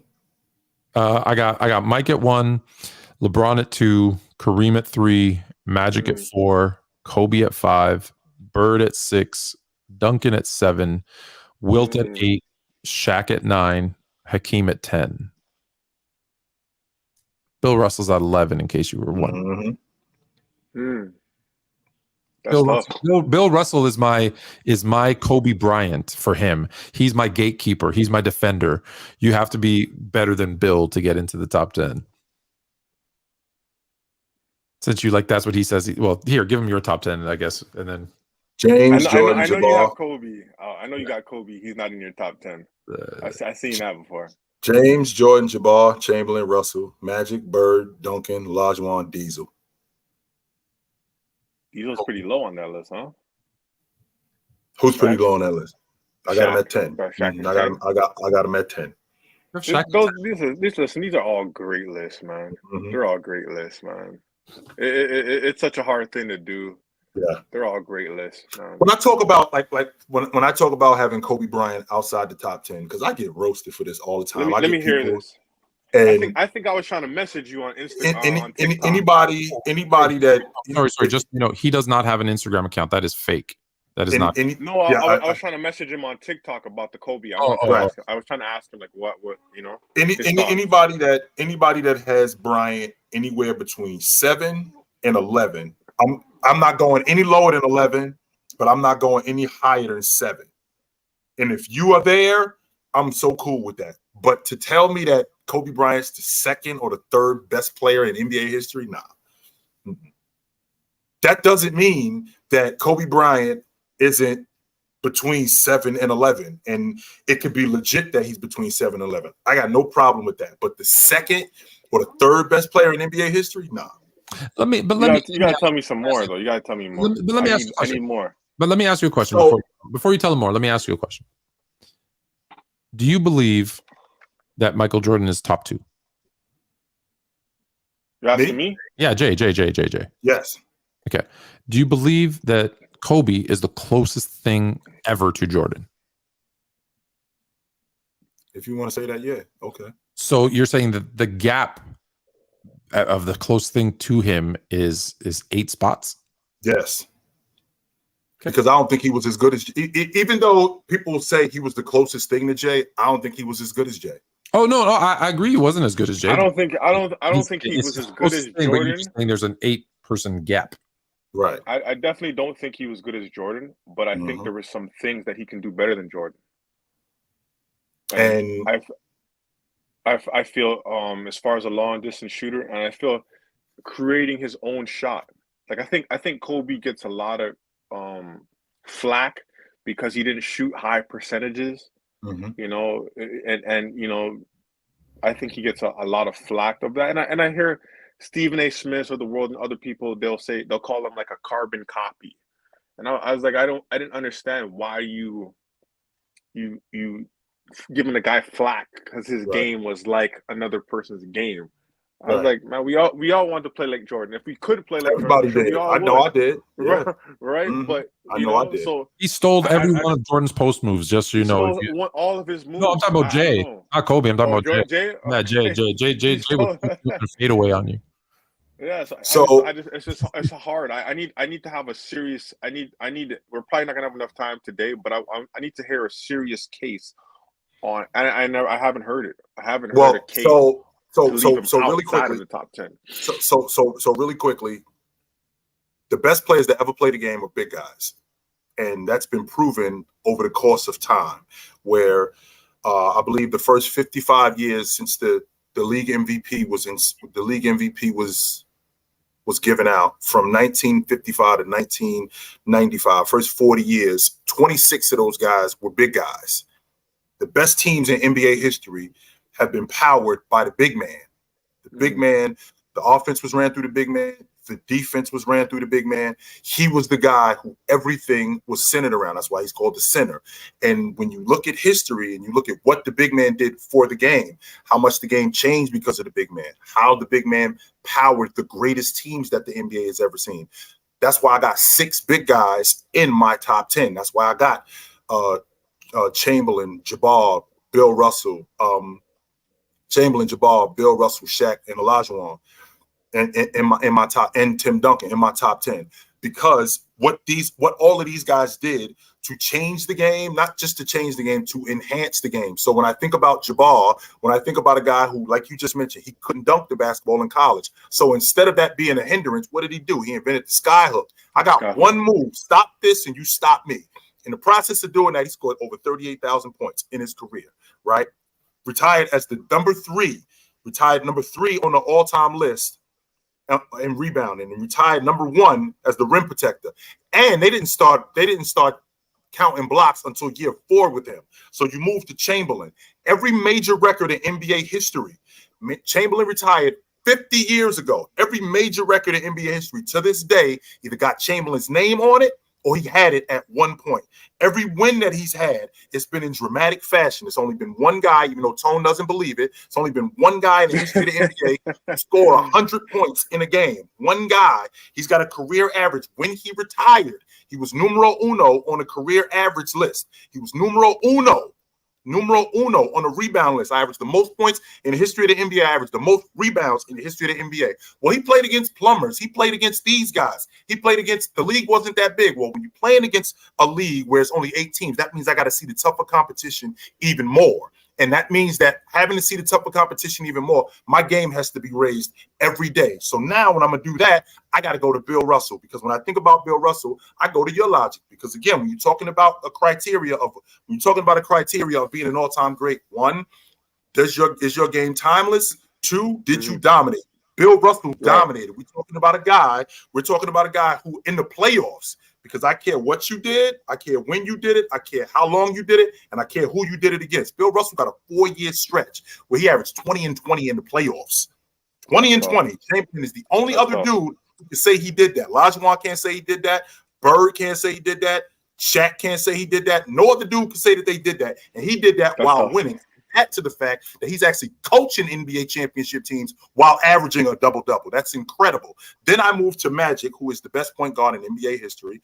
I can't say with 100% certainty that in 30 years since he retired, if 20 years from now, I'm not that guy, Iggy, who even today, right, in 2023, there's a 75-year-old running around going, yo, Bob Cousy's the best point guard in NBA history. There's a 75-year-old saying that. Magic retired 30 years ago. Well, 20 years from now, he'll be 50 years removed from the NBA. Can I sit here and say in 20 years, when I'm 70-something years old, yo, Magic is still the best point guard that I've ever seen? Yes. I don't know if I'll be able to say that. I just know that right now, I ain't seen nobody better than him. Magic's at 6. I agree.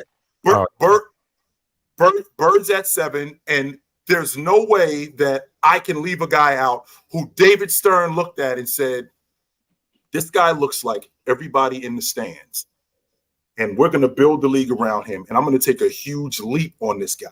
And he actually delivered. Bird had a 5-year stretch at his peak where he was 27, 10, and 7. That's Giannis today. That's the best player in the game. And he did that for a 5-year stretch.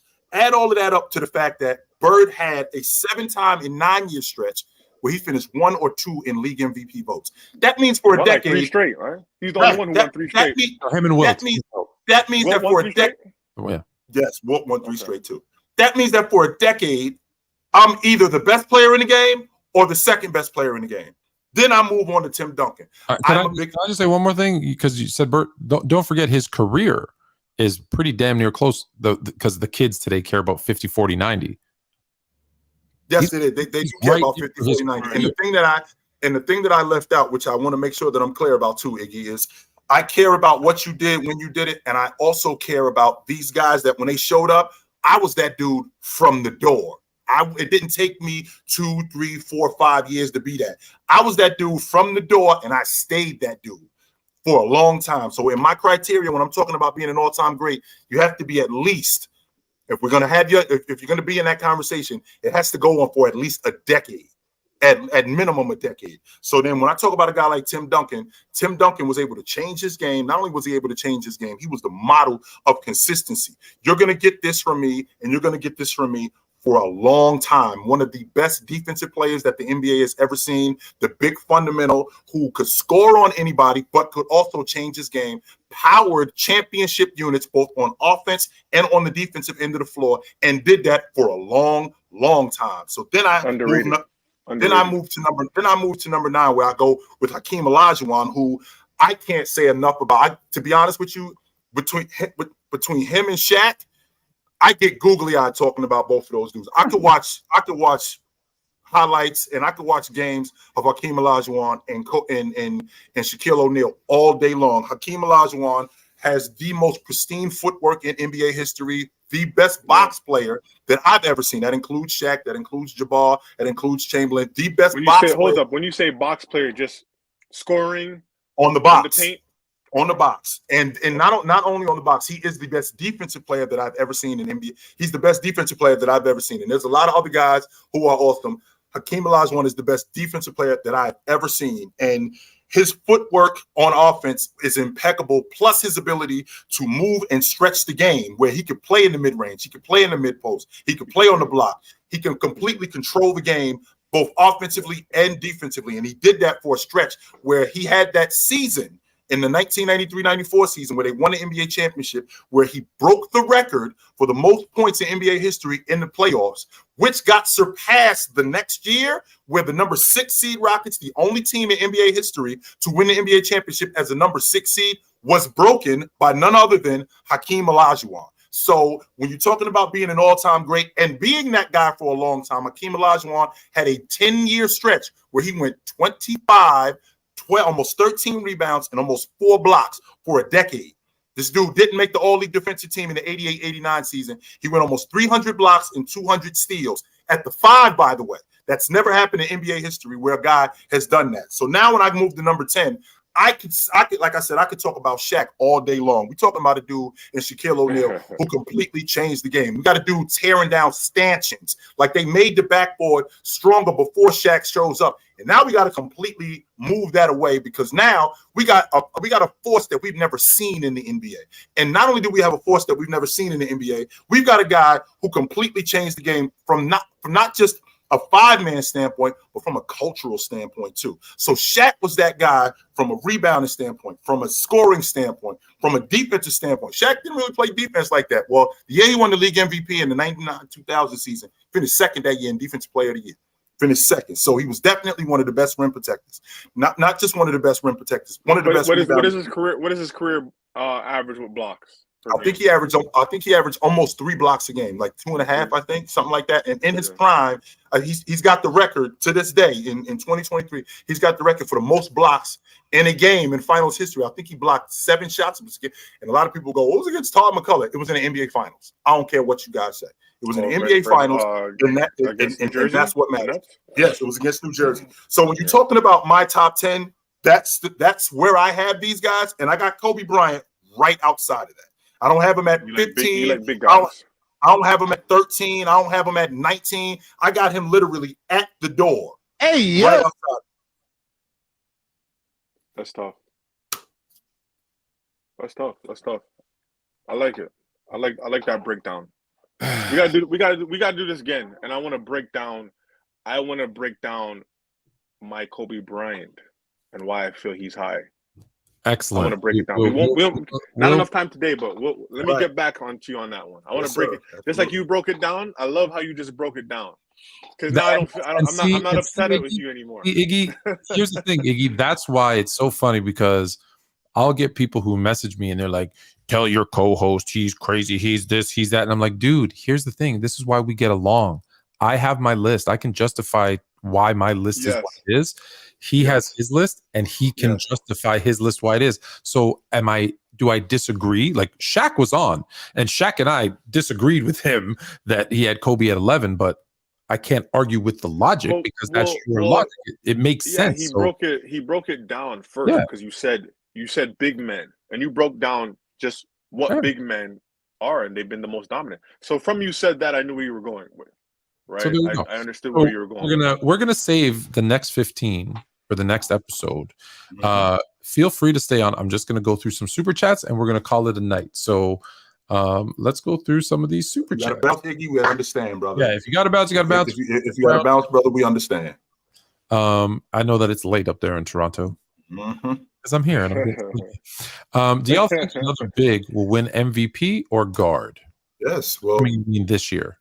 Joker should have won it last year. He's going to be in contention to win it this year. And Embiid was second. And then I think Giannis is going to be right there again this year. Right there. So those three.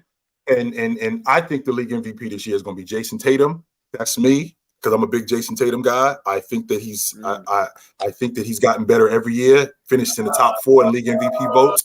I think that Jason Tatum's going to have a really good shot at winning the league MVP this year. Do you know who I think is going to be league MVP this year? I think Devin Booker is going to be league MVP this year. What? Like and the reason, hold up, just what we've seen from him in the playoffs and how he was shooting the ball. Who looked better out of him and Kevin Durant this year in the playoffs? How did he not look like the better player? And I'm a huge Kevin Durant guy. If you just started watching the game and you watch these two for the first time, what do you think? Like, who is a better player? Is it this dude or is it that dude? I'm going with Booker. Beal? Say that again. Did they not just get Bradley Beal? Yeah. So how many balls are they going to be playing with? Devin Booker has an opportunity to listen. His scoring's going to go down. The only way he has a shot at league MVP is if he finds a way to keep averaging 27 points a game. You don't think he's going to keep that? And 10 assists. The reason why I think he's going to keep, why he's going to average that, because I think he's just an alpha. Like, I think when he's on the floor, even with Kevin Durant, even when he's playing against LeBron, I think he thinks he's the best player on the floor. And like, so he didn't shy away. I think Kevin Durant has that tendency to kind of like shy away and let you do your thing, because he doesn't need 30 shots, 30 attempts to score 25. Like, Kevin Durant is so, like, I see him sometimes on the bench looking at the paper, like the stats, like, okay, I shot this many times. Like, I think Booker to win MVP, here's why I struggle with that. For Booker, not that he's not talented enough, but for Booker to win MVP, he's going to have to keep his scoring up. He's going to have to be efficient in his scoring. He's going to have to average a lot more assists because they're going to have to win games. And I know there's exceptions where teams on, below the 5th seed have won, but for the most part, it is your top kind of 2-3 seed to win an MVP. And if he isn't sharing the ball and getting Beal and KD and Ayton involved in that team, they're not going to win a lot of games. So they're not going to be that high enough of a seed. So there's going to be a lot of ifs there. If he can keep his points per game up, if he can be efficient in doing so, if he can be a playmaker, if he can get his team to win games. And I think there's too many, because this team's not going to have any defense. I think as far as scoring, I think he can keep that average up. I think Bradley Beal is going to drop. I think he's going to drop tremendously. Bradley Beal as far as scoring. That's asking a lot of Beal to, like, Beal's going to want to take his shots. I look at Devin Booker, and he's basically going to have to be Terry Porter and Clyde Drexler. Can he do it? Like, and here's the thing: it's not like Embiid, Jokic, Giannis, Tatum. It's not like these other Luka. It's not like they're going to be worse, right? So there's already, like, he doesn't just have to be the guy. He has to jump those 5 guys, and this: the MVP is just as much narrative, Joel Embiid this year, as it is stats and team success, right? Yeah. What did I tell you a million times at the beginning of the season? I said, I don't care if Joel Embiid is close. I said this to Jay. I don't care if Joel Embiid statistically is close. He will win the MVP. And everyone's like, you're crazy. And I said, no, he came in second 2 years in a row. They weren't sure that, oh my God, we gave Jokic 2 in a row. We can't give him a third one. Maybe we should have split it up and gave him 1 and 1. And I said, so if he's close, he's winning it. What happened? He won it. There's a lot of people who think it should have been Jokic. There's a lot of people who think it should have been Giannis again. But I told you there's that narrative piece that matters. And then when Kendrick Perkins came out and said, if you vote for Jokic, you're racist, like that narrative, all the media stuff, all those wheels were in motion. And so I'm already on that. I already told Tone the people weren't ready to have that conversation if Joker would have won the league MVP this year. They just weren't. That'd have been 3 in a row. Not only the 3 in a row, so not 3 in a row, league MVPs, plus winning the NBA championship, plus winning the finals MVP. Like, how we talking about Joker now? He's in the top 10 all time. They ain't ready to have that conversation. Hell no. Top 10 all time? We can't have that conversation. Yeah. We have to start to entertain that at least. You might not, it might not be a serious conversation, but we have to at minimum entertain it. If he wins 3 MVPs in a row, an NBA championship, a finals MVP, they've already crowned him as the greatest offensive big man ever. You don't think there's going to be a huge part of the basketball fan base that's going to be like, this is top 10 all time? They weren't ready to have that will say that, but I don't know if I could put him there if you don't. I'm not saying I agree. I'm just saying you're going to have that conversation. All right, next one. This is for Iggy. I'm glad you stayed. What do you value in your top 10 list? Ability, legacy. Okay, this is for the hip hop one. Ability, legacy, discography, sales, etc. I'm just curious. It seems like you valued legacy the most. Legacy is a part of it for sure, but ability is up there. Like Tone said, he likes lyrics, right? So I love lyricists like Biggie. Tupac is not the greatest lyricist, but his music is so something. I'm not living that life, but I could listen to Tupac and be like, I understand, like that struggle sucks. Like, you know what I mean? Like, you could feel Tupac's, like, his pain, his love, everything. No, you can definitely. This is why I put Tupac at the top, because of just the impact. I think his music is just more impactful than a lot of these artists, right? Like Brenda Had a Baby. He's talking about the baby getting thrown in the trash can. So relatable. It's been happening for many years. Keep Your Head Up is like such a timeless song. So definitely ability and legacy is it for me, for sure. I'm not so much with sales, because 6ix9ine could sell out arenas and sell a whole bunch of records, and he's not in nobody's top 10 list. And this is why I get a lot of flack for Drake, because a lot of people do use that with me as far as, Drake sold this amount and this amount. I don't think Drake is as good as a lyricist as Biggie, as Nas, as Jay-Z. I just don't think he's good. I don't think he's on the level as those guys, though. Okay. When sales controls stats, I place no faith in the majority. ELP. Why do Grammys going platinum and hit records matter when discussing best rapper? That's the accolade argument. Best rapper alive. L Cool J. When you I think it's just nitpicking, right? Like, when you're talking about Biggie and you're talking about Tupac, you're talking about Jay-Z. I think to make arguments higher for others, I think you start to talk about sales and those things. It's just like basketball, right? You start to nitpick when you talk about MJ, LeBron, all those guys. They're all so great, so you start to nitpick at the little things. Okay, well, Jordan wasn't making the playoffs, and LeBron was, the 2011. Like, you start to nitpick. But let's be honest, people won't admit it, because everyone wants to say, I choose these people because of their merit. But let's be honest, it might be subconscious, but there's still some bias in everything you do, because it's this an opinion, and there's, at some level, right, at your core, there's things that you prefer, you like.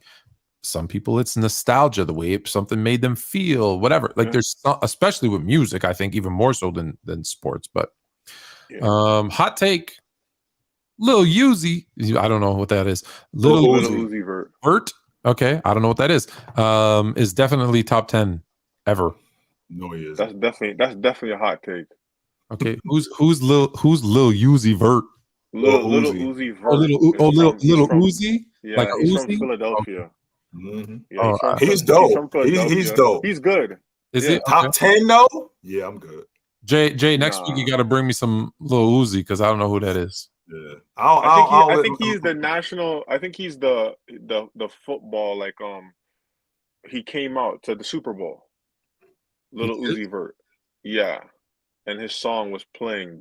So my niece is a little Uzi dude. I not. don't really know much about him, but to be top 10 all time, he's all right. He has a few good songs that will be like soundtracks, and there'll be some timeless songs, but he's not top 10. That's definitely a hot take for sure. Right. I don't know about Little Uzi, but I know our guy Xavier Top Floor has his songs on NBA 2K, so that's my guy. He's dope too, and he is dope. That's my guy. He told me he's got his songs were on NBA 2K. I was like, what? I was that impressed me more than anything. Kobe, what? This the same dude who just said that Lil Uzi top 10 ever. Thank you for the super chat, brother. We appreciate it. Kobe is top 50. Yeah, I'm good. Yeah, greater. No, I'm good. Kobe isn't even top 15. Yeah, that's that. Okay. Yeah. Well, he's been whenever I hear stuff like that, I don't even entertain those conversations. Too much Little Uzi. Chill.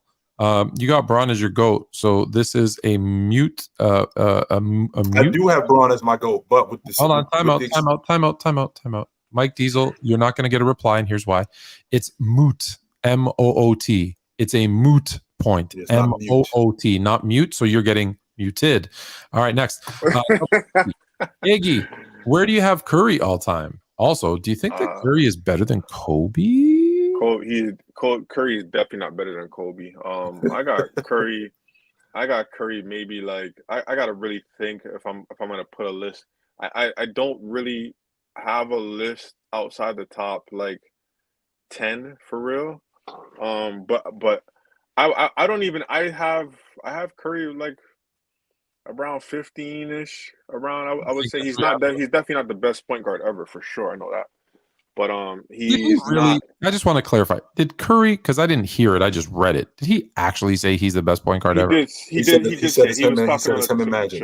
It is him and Magic, but he said it to Gilbert Arenas. Yes, he did. He absolutely do you have him over Isaiah Thomas? I don't have him in the point guard list because I don't think he's a point guard. Yeah, I don't think he's a point guard either. But I don't know. Curry, he's definitely not better than. I fought for years saying he's a shooting guard, and it's not a battle I want to fight anymore.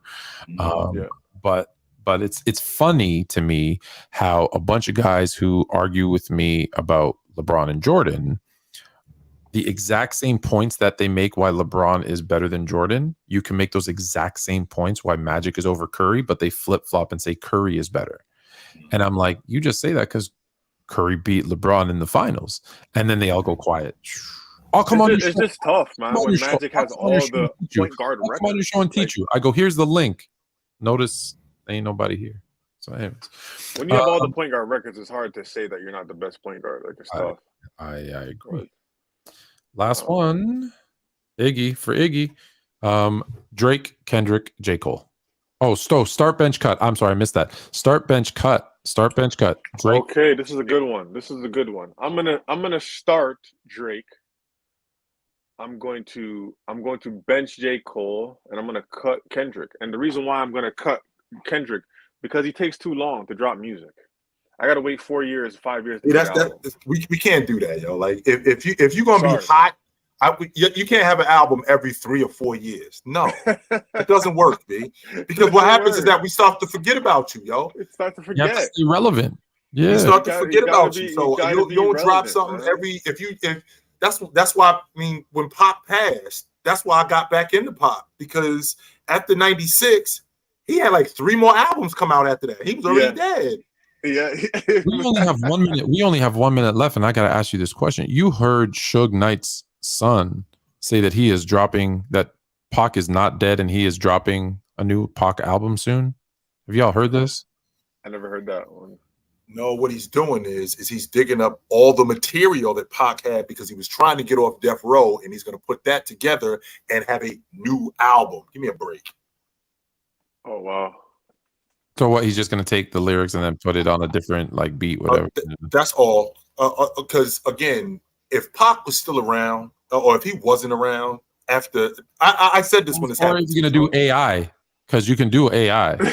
I said this when this happened. Pac is going to have an Elvis legacy where like people spotted Elvis years later, like yo, we seen him in Vegas, we seen him here. I'm like, come on, man. No, Tone. Come on. You don't think you want, man? Come on, yo. I want you to know. I have it on some pretty strong authority that not only is Pac alive, according to Suge's son, but also that Michael Jackson is living in Canada. Yeah, how about that? He lived next door to Tone. Tone just seen him yesterday. See what I got to deal with Iggy on the regular? This is what I got to deal with on the regular with this dude, yo. Oh man, Jay, you're killing me right now. Can't tell you anymore. He lived next door to Tone. He lived right next door to Tone. Tone seen him yesterday. Hey, listen, when I come up with that top 10 list show, those conspiracies, that's definitely one of the episodes I'm telling you right now. Top 10 celebrities that are still alive. We got Elvis, we got Pac, we got Michael Jackson. My God! Listen, wouldn't you just like fake your death so you don't have to pay taxes anymore? I'm just saying. No, I'm not doing that. They will find you. No, they will find you. The government will get their money. They will find you. One thing about Uncle Sam, he got deep pockets and he will find you. Nah, I ain't doing that. Straight D. No. That's why I left and came back to Canada so I could just pay more. We've hit that time in the show. Iggy, can you just tell everybody where to find you one more time? I'm looking for Iggy. Where can I find Iggy at? Man, you can find me on Instagram, hiphop.hoops on Instagram. It's the same thing with TikTok as well. Hiphop.hoops. You can find me on YouTube. Just type it in hip hop hoops. You'll see this logo. You will see this logo, the cartoon logo. You'll see us there, man. We just dropped something today. So everybody check us out, man.